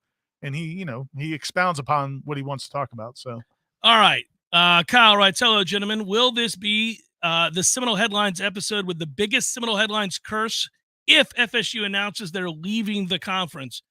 Today, they're not going to announce it today. Well, there'd be no news bigger than that. There would be. So, yes, it would be an all-timer. Aren't you speaking with Peter Collins tonight on Warchant TV? We are, yeah. We're doing a little live Q&A. It's something that we set up basically 2 or 3 weeks ago. Tell people who don't know who Peter Collins is. So Peter Collins is FSU's Board of Trustees chair. He's been in that position now for almost 2 years. Chairman of the board. Chairman of the board. He's been in that position almost 2 years. He just re-upped for another 2 years. And that's kind of what I set up. The premise for the interview was we'll talk about, what they accomplished in his first 2 years running the Board of Trustees, what they want to do in athletics. And again, if you're not paying it close attention, he's very involved in what they're doing athletically. He works hand in hand with Michael Alford. A lot of the investments they've made in football over the last year or two, enhancing support staff and other things that they've done. And so, but then also, he knows we're going to be asking him questions about the future in the ACC. He's a big deal. Well, and correct me if I'm wrong. I don't want to get it wrong. You're the one doing the interview with him tonight. It's interactive, right? So the people who are subscribers and listeners of Warchant TV and the Jeff Cameron Show and the wildly popular Wake Up Warchant Show and any of these other things that we do, these endeavors that we have, they can write in questions, right? Yeah. So I'm just going to say to Peter Collins, who I think listens to this show, Peter, good to talk to you. Right. You're only going to get one question, Peter. Now, I will ask you several interesting questions. The fans of this program are going to only ask you about Florida State's future in the ACC or maybe the lack thereof. Just know that. I'm sure he does. I'm just putting it on record that I understand what the questions are going to be from the audience. I would like one audience member. I'm challenging one audience member to get a question through asking him who his favorite member of Warchant is. I think he should. If you go in the chat and you want to ask a question, ask that. He's going to say Ira. It's the right answer. He's going to be sitting because he'll be talking. Ira. Well, then we said present company excluded. You can't. You got to. Corey, you got to think about these things. That's my fault. But he's well aware that people are going to want to know. And from talking to him, he said he'll share his opinions and his thoughts on what he can talk about without getting into anything much that trouble, creates issues for Florida State. I mean, his number one objective. And he was very clear about this. I had a story where I quoted him a few months ago where he said, look, my concern is not the ACC. My concern is Florida State. Correct. And so he's not all about making friends. He's not all about, making sure everybody's happy. He wants what's best for Florida State. So he's not going to say anything that might jeopardize anything with the future of Florida State. But I think when you watch, if you watch the interview tonight, and we're not billing it as like. No, I wanted to make sure we clarified the parameters, but also, I mean, I knew you booked this interview 3 weeks ago, but he has to know things have changed since you guys agreed to do this interview. He's well aware of that. and so there's really nobody literally probably more dialed into what trying to make the future of Florida State a safe landing spot than him. I think that the one refrain that I've heard, whether it be from Alford or Peter Collins or anybody that you would consider higher up in the university or in the athletic department, and I think it's the safest one and the correct one and the truest one, which is that our job is to secure the brightest and best future for Florida State athletics, no matter what happens. Now, obviously, the president of the university, you have other concerns about academics and everything else, but if we're just talking athletically, Florida State is in, as Peter Collins and Michael Alford discussed on YouTube for everybody to see in a meeting, is that Florida State is not in the best possible position, and it will be untenable in the very near future, and everybody knows that. So it's not like it's a big deal for him to come on the show tonight or any other time and say, oh, we're exploring every possible avenue, because they have to. It's their job. They should be doing that, or else, that's a dereliction of duty. I just like hearing you say duty. Yeah, I had a dereliction of duty last night. I can't even say a phrase. I can't. Yeah, there it is. Okay. So, Kyle, I don't think they're going to announce they're leaving the conference tonight. Gentlemen, it's been very interesting hearing so many non-FSU college football reporters and YouTube hosts comment on how ridiculous it is that FSU fans think they're going to leave the ACC. Court Jared says that those are very opinionated people with very little insight.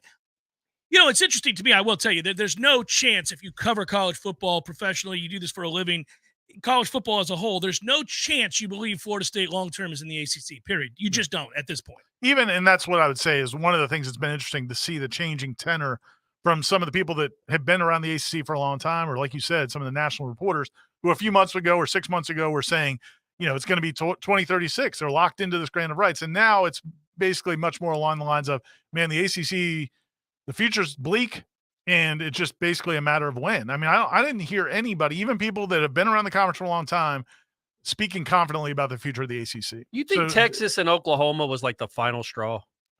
Like as far as FSU, the people that matter. If not, the stake was driven through the heart when USC and UCLA left the back. Those right on top of each other were like, what are we doing? And the interesting thing about that one is, and I think, and this is one of the things I'm going to bring up to Peter Collins tonight, is like, it's going to be even hard for them, the people, the participants in all this, to know what's real and what's not real, because Jim Phillips, as commissioner of the ACC, built an alliance with Kevin Warren at the Big Ten and a guy at the Pac-12 where they're going to stick together. Oh, yeah, we're going to make shirts. And then as soon as they walk out of the room, the Big Ten goes and grabs the top two teams from the Pac-12. Yeah. So how do you even know who to trust? Again, like Florida State and Clemson have had a long alliance, but do they really trust each other? Right. You know what I'm saying? So like that part of it's got to be difficult too, because you don't know what's going on.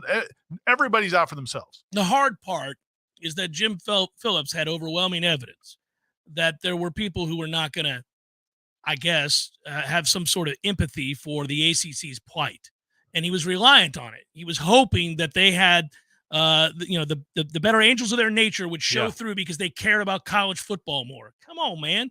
And the other problem is, and again, Jim is screwed. He has no leg to stand on, and he knows it, so he has to tout an 8-point holistic plan and celebrate all those national championships, fencing, useless-ass sports. Or non-revenue sports. Sorry, they're not useless. My apologies. Non-revenue sports. I meant to say non-revenue. You're growing up, man. The official is non-revenue. Not useless ass. That's the people. My apologies. That just slipped out there. Yeah. So that's what he has to do, and it's heartbreaking to watch a broken man slumped, stutter effing his way through the speech as he's trying to fix his glasses, and we're all sitting there going, oh no, this isn't any better. You got to pretend at least. Like, fake it till you make it, my man. We cannot be out here talking about lacrosse again. Baghdad Jim over there. Baghdad Jim at the podium. This is unbelievable. Seminole Headlines. I know, hey, non-revenue sports. I apologize. Seminole Headlines, 93.3 Real Talk Radio, Warchant TV. Thought texting was a better idea than stopping for a traffic light slams into your rear bumper. Now your back is injured and you've got to be at work and rehab all without a car. I'm Jimmy Fasig at Fasig Brooks. We hear stories like this every day. You shouldn't pay for someone else's mistake. Call us at 850-777-7777 and we'll make sure you come back stronger. Discover seasonal sensations full of passion and flavor at Café de Martín and El Bar, a one-of-a-kind culinary and cocktail concept created by classically trained chef Martín Araujo. This summer, escape to your own Peruvian paradise in the capital city and experience handcrafted, colorful, refreshing cocktails like the Chilcano de Maracuyá, made with authentic pisco, mixed with lime juice, passion fruit, a splash of ginger ale, and bitters. Or enjoy a classic pisco sour made from grapes produced in the nutrient-rich lands of Peru. At Café de Martín and El Bar, everything is handmade from fresh ingredients con amor y pasión, with love and passion. From the moment you open the doors, you're immersed in the culture and transported to Tallahassee's only upscale Peruvian culinary experience, full of surprises with every dish and every drink. It's Café de Martín and El Bar on Capitol Circle Northeast in the Esposito Shopping Center. Open Monday through Saturday for lunch, happy hour, and dinner. Online at cafedemartin.com. Honey, I just got a text from Dave. He wants us to come over for a barbecue. What's our excuse for not going? Oh, no need for an excuse anymore because Dave got a new grill from Hearth and Patio. Oh, thank goodness. Dave, we will be happy to join y'all this weekend, and congrats on the new grill from Hearth and Patio. My wife said she would bring potato salad. Hearth and Patio invites you to elevate your grilling game this year with one of their amazing grills from Fire Magic, Royal Master, or Blaze Grills. Call them today, 850-727-4282. That's 850-727-4282, or visit them online at hearthpatiotallahassee.com. Hearth and Patio, making barbecues great in the Sunshine State. Honey, Dave said no raisins in the potato salad this time. Call them today, 850-727-4282. That's 850-727-4282, or visit them online at hearthpatiotallahassee.com. My man Eddie. Jeff, what's happening, dude? Bears eating people all over the place. I read another article today. It's the third one in the last month of somebody getting mauled to death by a bear. Man, bears have their own space. You got to let them have that. You do. You got to stay clear of bears, is what you're saying. Yes. I got a question for you. Here you go. If you had to be mauled to death, eaten alive by any animal in the world, which would you choose to eat you alive? Ooh, I think maybe I'd want, longevity time, a mouse. Just a slow burn. Slow burn. This thing just finished the pinky. It's been a month. I could go to work. I could still do my thing. I could probably live 30 years. I thought you were going to say great white because it'd be quick, or a grizzly. We went with mouse. Yeah, mouse. Okay. Mouse it is. Gordo's bringing the flavor and flair of Cuban food to Tallahassee since 1996. Life is stressful. Dinner shouldn't be. That motto is why Register Sausage has been doing business in the Florida Panhandle and Lower Alabama for over 75 years. A proud sponsor of Seminole Headlines, Register Sausage always provides the best Southern smoked sausage to over 140 grocery stores and restaurants throughout the Southeast. Headliners have discovered the Register's difference. You can too. To find a store that carries Registers near you or to buy directly, head to registermeats.com. That's registermeats.com. Register Sausage. Yay, sausage! Seminole Headlines returns now. Head to YouTube and search for Warchant TV today to catch the show live or on demand. Now, here's Jeff Cameron, Ira Schofel, and Corey Clark. All right, let's keep it rolling. Gil writes, I would love to see on the first offensive play of the LSU game 5 wide with Wilson, Coleman, Portier, Williamson, and Hakeem. All right, Gil. Let's get after it. Not a question, but an observation. Hey, fellas, thanks for the hours of entertainment. I want to see Trey Benson on the field. But I like the idea there. I want to see LSU have the ball and it be a sack. By Gilbert Edmond or Patrick Payton? Gilbert Edmond. Okay. Wouldn't that be something? Hey, fellas, thanks for the hours of entertainment. My question, if you could choose your own nickname, what would it be? Corey chose Hardcore. He did. Yeah. Years ago. Yep. And Sweet Pea. He goes back and forth. Well, I called him Sweet Pea, yeah. and it's been fun ever since. Hardcore just resonates for a variety of reasons. He likes Sweet Pea. He doesn't want to admit it, but it's also more apropos. If you could choose nicknames for your co-hosts, what would they be? And Scott writes, hashtag Pistols and Pies, Squirrel Attacks, hashtag Black Jerry. Yeah, we got a lot of hashtags over the years. A lot of hashtags. Well, I already did it for Corey. It's Sweet Pea. Yeah. I don't know. Silver Fox, right? Silver Fox for you. Yeah.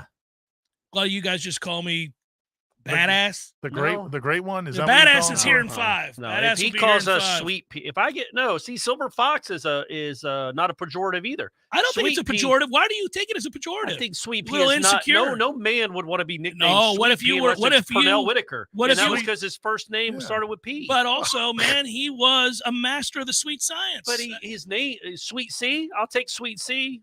Okay, Sweet C. Sweet C can be misconstrued. I like Sweet Pea. I like Sweet Pea better C than can be misconstrued. We're going to go with Sweet Pea.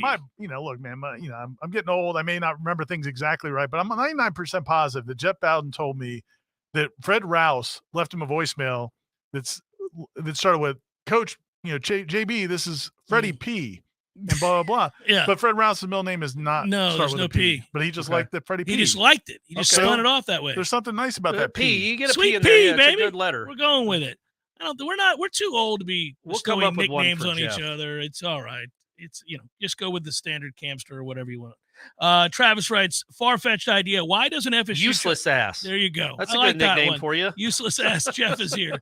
Why doesn't FSU try to get 7 other schools in the ACC to ditch? They are. They're trying very hard, Travis. That's the hope. I think that's what they're trying to do right now with all this. Been trying to do for the last several months.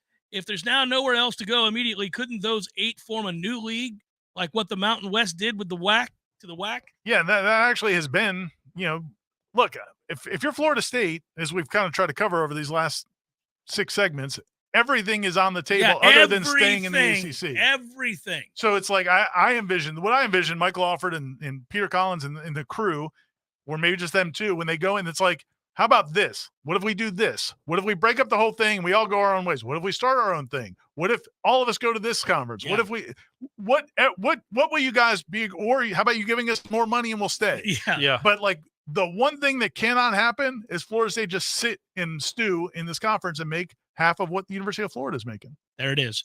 Walter writes, hello, gents. With the changes to the timing this year to speed up the game, are coaches more likely to go on offense first in an effort to maximize possessions? I don't think so. I don't think it'll make that big a difference. Yeah, because I guess I don't know, because the other team gets the ball to start the second half, so I don't know if it would. Theoretically, you get 1 extra possession if you get the ball first to start the game. Yeah. I think it evens out, right? I think so. I don't think it'll change their I think they should go one quicker. way or the other. I think they should. I think Florida State should. I mean, I know they won't If be able you to have get the number of horses, you plays. should always go quicker. Yeah. So I think they should snap the ball quicker. Ira, you got an opinion on this? I have been wondering whether or not Norvell will consider the idea of getting the ball first, just because this offense is so good, especially if he's playing against a team that's got a very good offense, just to kind of set the tone a little bit, as opposed to letting them take the ball and score. Not that would necessarily happen. Come on, man. That's not nice to have. Just saying, the one side of the ball is going to be stronger than the other, and we all think it's going to be the offense. You win the coin toss against LSU, you're doing what? You're kicking. Well, I think they'll kick, but what do you think you would do? It's crossed my mind, man. You take it and go down and score, light that ass up and set the tone. Kind of fun. But would you? I think it changes the 4th down decisions maybe a little bit more. If you're going to get it 1 less possession a game, they're going to be so. So does having a kicker that can make a kick. If you're at the 50 and it's 4th and 4, you might not punt it. Tell us how, this is not this guy again, tell us how the SEC balked when we joined a bigger conference and if history will repeat itself. What now? That's what he wrote. He's like Ron Burgundy. He's just going to read what's in front of him. That's what he wrote. Tell us how the SEC balked when we joined a bigger conference and if history will repeat itself. Is this when we joined the Big Ten? Is that what he's going to say? I don't know. Or is he saying when they joined the ACC as opposed to going to the SEC? Yeah, I don't know exactly what balk means there. Jeff writes, gents, curious, does the word alliance mean something different in the Midwest? Yeah, apparently so. Yeah. Kind of like commitment to a recruit. Thinking of Big Ten road games, do you have a bucket list venue?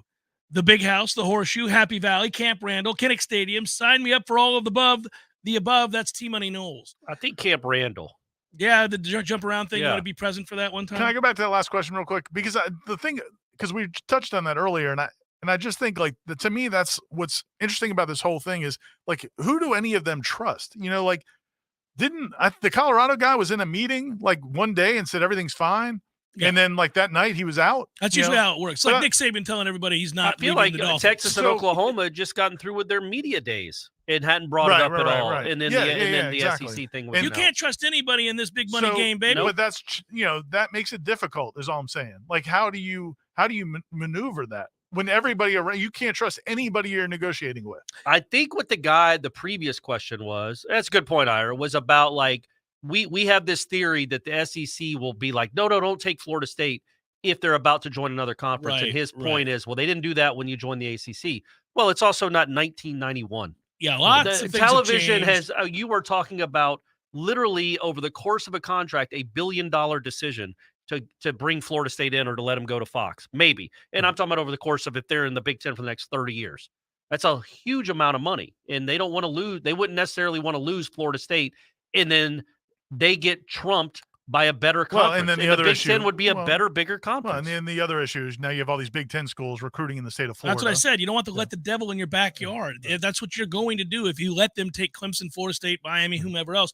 The other thought here is that this is also short term. Whatever it is Florida State does, and we hope it's to get to the SEC or the Big Ten, Man, there's a school of thought out there that in 10 years that won't matter either. That it's just going to be a super conference. Yeah. So who knows? Let's see. Who said less? Oh, this is good. We're gonna have to get a break on this because I don't think there's really a response. Who said less at the podium last week, Jim Phillips or Mitch McConnell? Oh, man. Come on now. I don't like what's going on here. You want to go back to Waco? You want to start talking about Waco again? That was good. Oh, I'm proud of you. That was good. FSU plays. Yeah, that was good. Seminole Headlines, 93.3 Real Talk Radio, Warchant TV. Our local news now. The Tallahassee Police Department is investigating after a shooting took place Monday at a Time Saver convenience store, leaving one man dead. The shooting occurred around 3:15 p.m. at the convenience store located at 1412 Alabama Street. TBD says once officers arrived on scene, a man was found inside of the store suffering from a gunshot wound. The man succumbed to his injuries. No arrests have been made at this time, and this is an active and open investigation. Tourism is continuing to rise in Gadsden County, and the Tourist Development Council grant could help the future of many small businesses. The county is wanting to boost tourism in the area, and small businesses could benefit. The Tourist Development Council grant will draw people to spend money at local businesses. The goal for the grant is to give local families and visitors from neighboring counties more fun things to do while also attracting more business. Applications for 2023 closes September 30th and will reopen October 1st for 2024. This is Rachel Anay with your Real Talk 93.3 local news update, brought to you by Macklemore Systems, Tallahassee's go-to Mac store. Check them out online at MacklemoreSystems.com. This is meteorologist Paul Trombley with your Real Talk 93.3 weather update. A blend of clouds and sun this afternoon with a chance for scattered storms. Daytime highs approaching 96. Winds out of the northwest, 5 to 10 miles per hour. Chance for scattered storms tonight. Lows dip down to about 75, partly cloudy. Chance for scattered thunderstorms tomorrow. Highs level off around 94. Cloudy skies with a few peaks of sun. This report is brought to you by the Lawn Johns. For all your landscaping and lawn care needs, visit thelawnjohns.com. Right now, 98. Lawson & Lawson Electrical Services has been Tallahassee's preferred residential electrician for over 30 years. Hi, this is Rowdy Lawson, and we've earned our reputation because we care about our customers, about quality, and about providing great service. We stand by every job we do and consider it a privilege to work on a family project like a new house, a custom addition, or a green renovation. For all your residential or service projects, call the good guys, Lawson & Lawson Electrical Services, 562-4111. There's fun to be had every night at the Corner Pocket. Take home prizes on Trivia Tuesdays and Beer Bingo Thursdays. And kickstart your weekend with Martini Fridays. Plus, happy hour runs every weekday and game day specials every time the Noles take the field. Watch all the best games at the Corner Pocket's Vegas Wall, featuring 560 inches of flat screen TV heaven. Oh, really? The best food, the best drinks, and the best place to watch all the games. Tallahassee loves the Corner Pocket. Life is stressful. Dinner shouldn't be. That motto is why Register Sausage has been doing business in the Florida Panhandle and Lower Alabama for over 75 years. A proud sponsor of Seminole Headlines, Register Sausage always provides the best Southern smoked sausage to over 140 grocery stores and restaurants throughout the Southeast. Headliners have discovered the Register's difference. You can too. To find a store that carries Registers near you or to buy directly, head to registermeats.com. That's registermeats.com. Register Sausage. Yay, sausage! Seminole Headlines returns now. Head to YouTube and search for Warchant TV today to catch the show live or on demand. Now, here's Jeff Cameron, Ira Schofel, and Corey Clark. It is fun. I didn't answer the question from Garrett. There's one similar from Problem Solver who asked about the home and home matchups. That's the fun game to play. It's kind of like the game you play with yourself if you thought about winning the lottery. You know, who would you help? What would you buy? Whatever it might be. Like, yeah, what would be the series? Well, the home and home. Well, it's Ohio State, right? The what? The one if you went to the Big Ten, isn't the home and home that you'd most be excited about Ohio State? I might be Michigan. Really? I might be Michigan. Yeah, I'd like to see Michigan in Doak. Michigan and Doak would be cool. I don't care anything about the stadium in Ann Arbor. It's garbage. It just goes flat out. It's not loud at all. Somebody, a friend of ours, texted me yesterday asking what I thought about, you know, if you knew you could get into the Big Ten or the SEC, but you had to give up Florida and Miami every year. So I brought this up on the show that if this moves in a certain direction, there's a possibility one of those rivalries goes away, that they wouldn't be scheduled. I don't want to see that ever. I would hate that. There's no chance that I would want to do something like that. I mean, but you would for 30 or 40 million a year. Yeah. No, I don't want to fold and go to the MAC either. But I'm saying, it's a massive cost. It would be it's awful. A massive It'd be cost. awful for this sport, and hopefully there will be a steward somewhere along the way. Corey, we you're haven't still found holding one out yet. hope for this, buddy? We haven't found a steward yet. You know, that will do things that are in the best interest of here's college the thing. football. When they do develop that new subdivision, the gated community, It'll or be good. the community without gates, right? That Peter Collins, or excuse me, that Jim Phillips is moving into. Broken as he is. Corey's going to sit next to him. Yeah, he's going to have the This is house the way it next should to be. him. This is the way. This is the fan is. There's going to be unicorns on every corner. Yeah, awesome. And I'm going to show him like a Street and Smiths from 1988. And He's look going at to all read it these together teams in the top 10. There's only one SEC team. There's not 7 of them. Somehow college football was able to produce content before the SEC. Corey, you know what you should do? Go out there and find the equivalent of some sort of Ivy League headlines. Because it's all pure, baby. It is. Yale, Harvard, Princeton. Get it on, none man. of the pesky NIL stuff Right. anymore. No, let's you don't have to worry about salary caps. Right. Coaches 3,000 making $10 million a year. You could watch. Listen, Penn and Yeah. Harvard go at it. I can't tell you Brown guys, taking on. Yeah. when they had that the scandal with the actresses getting their kids into Into school school, on yeah. fake resumes, That that was cut tough. me to the core. It Yeah. cut me to the quick. Wasn't that mainly Even- Stanford though? Wasn't that out there? It in the was Pac- Stanford, but they also did Yeah, Ivy League Ivy schools Leagues for too. doing it Oh, too. really? It was the Yeah. guy that was the agent for all of it. It's like, man, I always thought to get into an Ivy League school, it was all just meritocracy. You It had to never earn mattered it. who your family was or No. how much money you There was had. no It's family just if you tradition had passing good it on or anything grades. like that. No. Tom wants to know, should we ignore all the smoke since the ACC has a holistic 8-point plan? Yes. It is holistic. That was my favorite, though. Of the many lines that I chuckled at, that one still remains my favorite. Yeah, we didn't get to talk about this with you because you weren't with us. Mm-mm. Where do you rank the 3 plans? The 8-point plan for The Jim holistic Phillips, 8-point plan. The holistic 8-point plan. Yeah. Willie Taggart's plan to sign a quarterback. Yeah. And Jimbo's plan to give up play calling in 5 years. Like which of those 3 is Those your are all all-time favorite good plan? plans. Well, look, conversations. if you're asking me, you guys know how big a fan I am of anything that's holistic.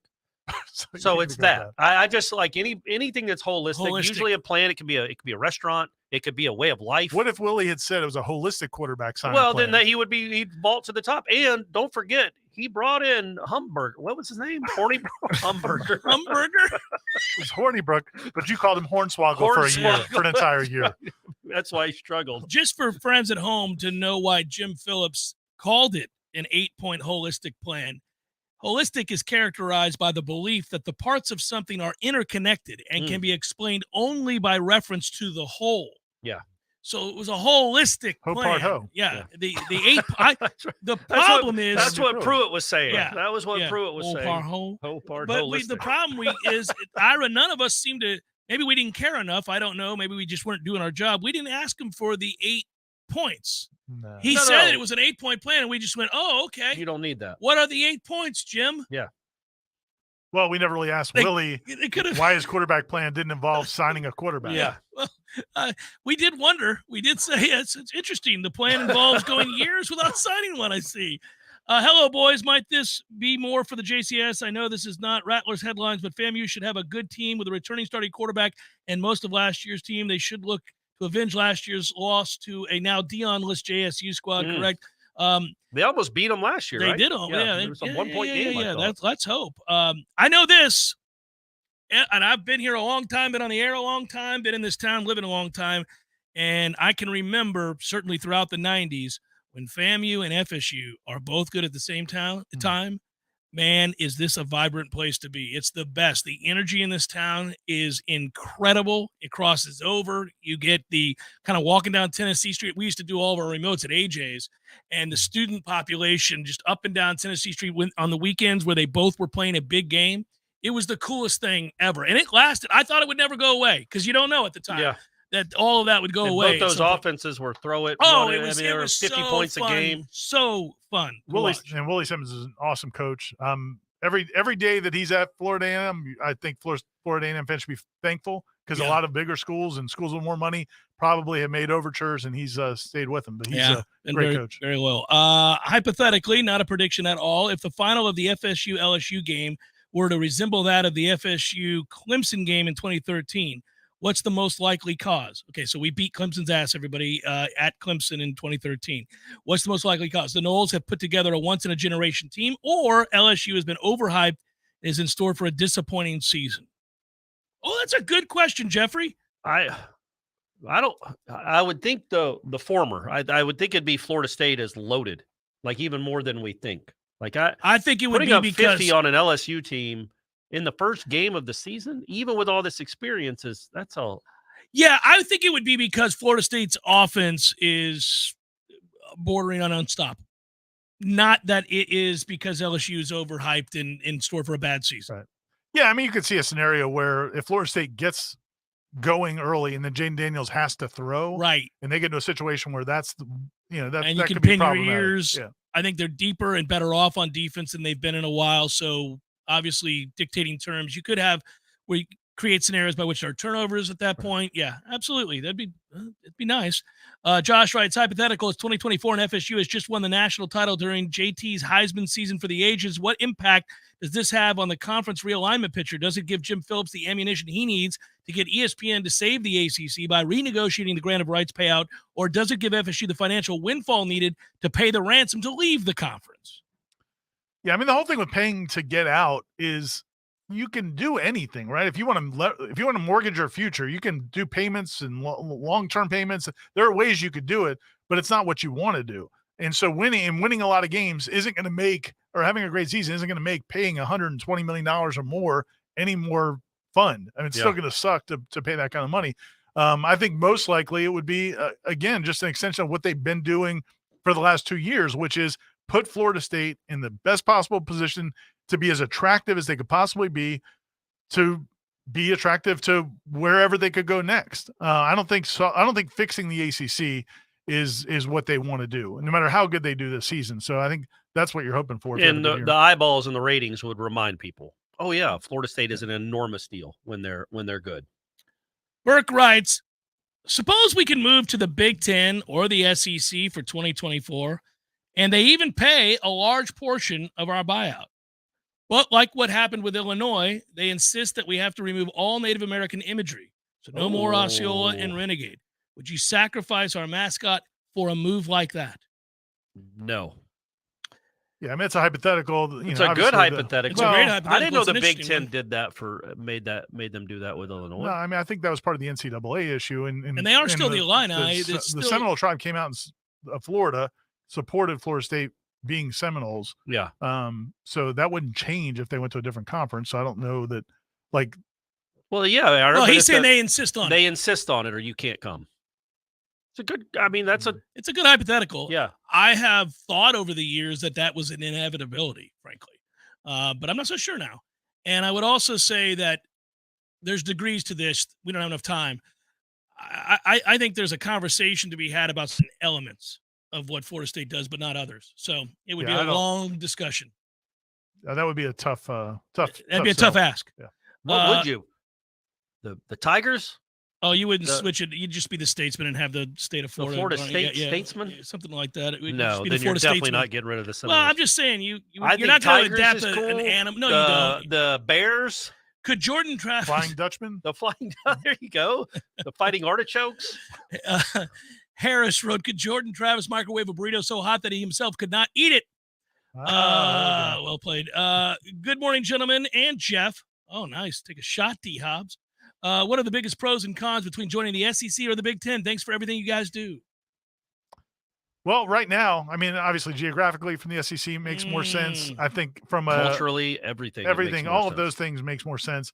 You could make an argument that the path to winning a lot of games is easier in the Big Ten. I don't know though. If you're joining USC, but I don't know if you're if you necessarily would definitely play them. Like if they go, maybe there's like this half of the country. You'd play better defensive lines for sure in the SEC. Yeah. And you'd probably play slower teams. Yeah, I mean, that's the thing. Like, going back to Jim Phillips pointing out that the ACC has won, I don't know if you heard it 4 times when he mentioned it. The ACC's won two, or they've won the second most national titles in the playoff since the playoff era. Yeah. 2. Yeah, they're double the amount of the team that's the Big Ten. The Big Ten, it's only won one. Yeah. So the Big Ten's not exactly getting it done on the football field, which is that's a good point. But I feel like it would be a better road. But yeah, man, I just. If I'm Florida State, I want to be in the SEC. That's where makes a lot of sense. And your stadium sells out every week. Right. Seminole Headlines, 93.3 Real Talk Radio, Warchant TV continues in a moment. Widden Glass has been taking care of business since 1945. When you call Widden Glass, you're dealing with experienced, reliable professionals who offer only the best. Like Widden's top-of-the-line bath enclosures that provide style and luxury at an affordable price. Eye-catching storefronts are a specialty at Widden Glass. We'll help you design it and install it. Widden Glass, the first name in glass replacement. Call 222-5781. My man Eddie. Jeff, what's happening, dude? Bears eating people all over the place. I read another article today. It's the third one in the last month of somebody getting mauled to death by a bear. Man, bears have their own space. Well, you got to let them have that. You do. You got to stay clear of bears, is what you're saying? Yes. I got a question for you. Here you go. If you had to be mauled to death, eaten alive by any animal in the world, which would you choose to eat you alive? Ooh, I think maybe I'd want, longevity time, a mouse.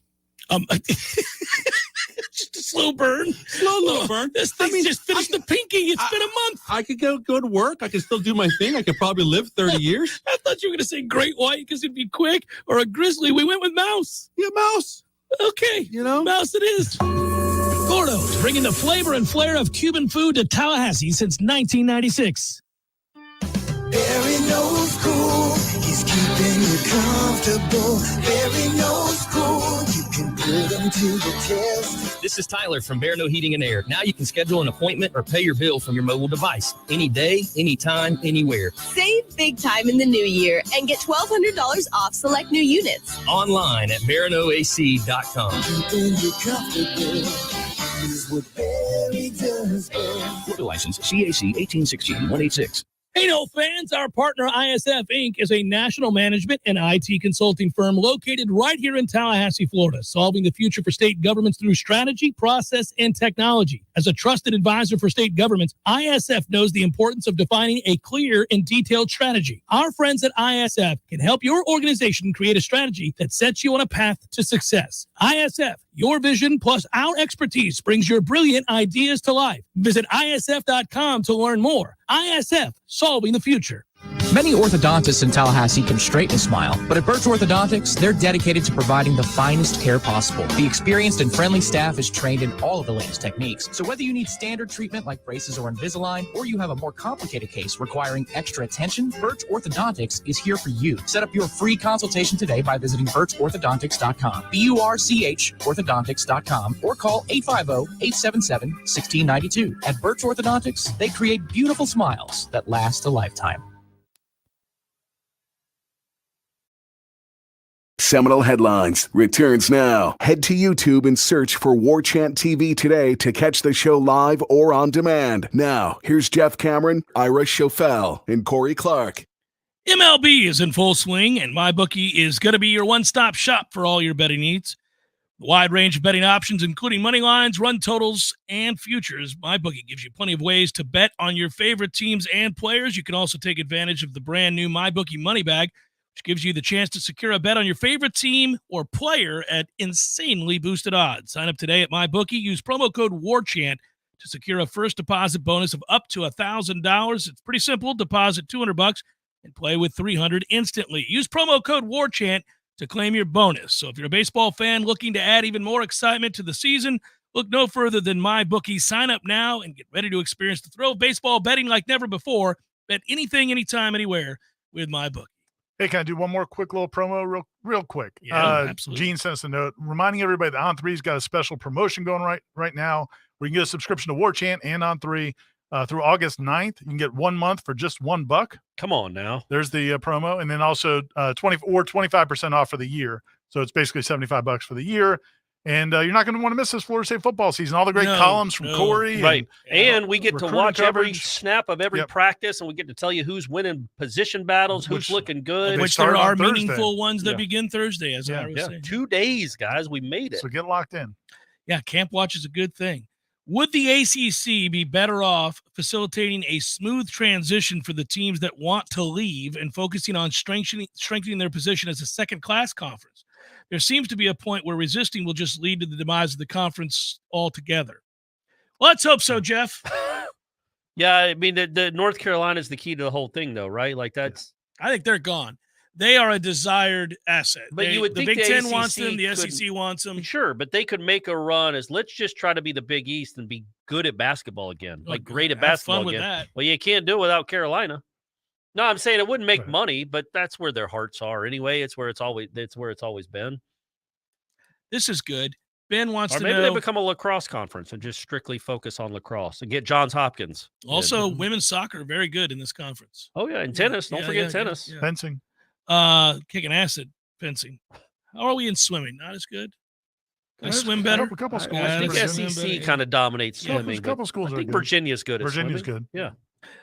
Florida Ben- State is not. No. Got to get better at It's all swimming. relative. Yeah. Ben writes over under. Is that a useless ass sport? Oh, it falls under the category of absolutely. If our useless ass. parameters are, it's great to be a Non-revenue. swimmer and Yeah. to be Yeah, fit it's and wonderful shape that you're in and to shape. compete. It's like diving. But you It's don't cool want that you can do flippity doos. Who But cares? you're not bringing Yeah, it's in great. money for the school. No, is what he useless. meant by useless. Over under on the chance that Alfred ends the BOT meeting with a DX style suck it motion to Tobacco Road. That would be fantastic. I mean, there's a if he chance. does. It would not a high one, but it's more than zero, right? I like it. I think he should do it. Embrace the villain, Michael. Yeah, I am who. What does the guy say in the bowler? He's like, I am who What do you you want to think be. you Yeah, are? he just I showed am. it. Yeah, well, yeah, there you go. Who do you think you are? I am. Yeah, Yeah, no, offer- walk up and do it to the screen, but get your pelvis into it, right up on it. Yeah.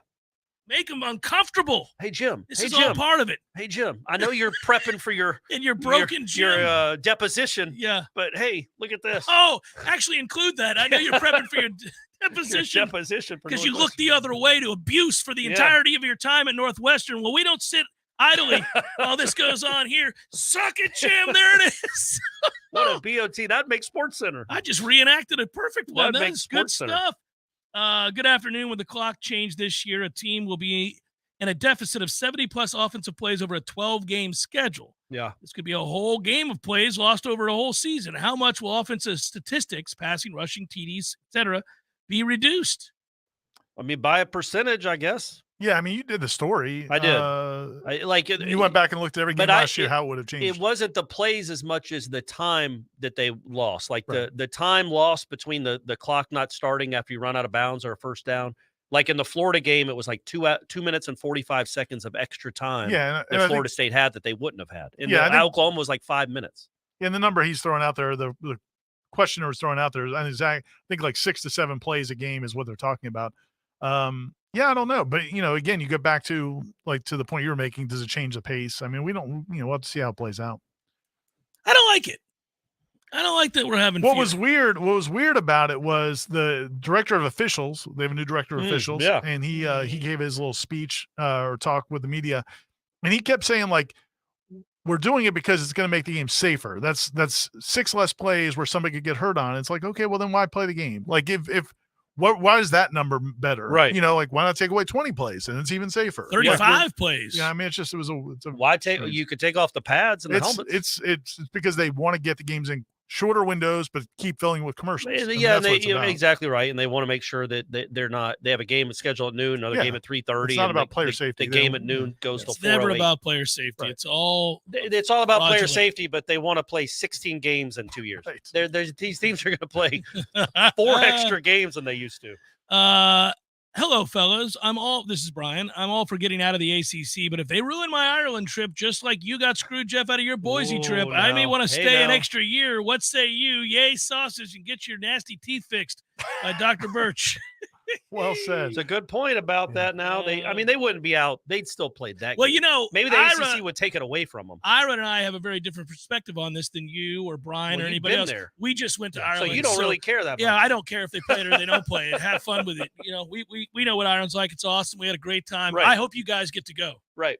That's all I'm saying. I'd like to go back. Oh, I'd like to go back too, and maybe I will But it for the would third crush time. your but spirit yeah. like it would. Like Stephanie has not stopped talking about it since it was announced, and she would be crushed. I think I'd still have to go, even if Florida State's You playing. guys would just go to Ireland. They're Yeah. playing Oklahoma Yeah. that week. Yeah. I'm going to be in Ireland watching it from a bar if they have it on, which they probably wouldn't. Nathaniel Hornblower, my man, writes, with rumors swirling, I have a question. How possible is it that we settle for some extravagant buyout, say $500 million, and finance it over 30 years, And then almost immediately thereafter, the revenue bubble bursts. Contracts and other collections come tumbling back to earth, and we are stuck with a gigantic 30-year bill and only a fraction of the payouts with which to cover it.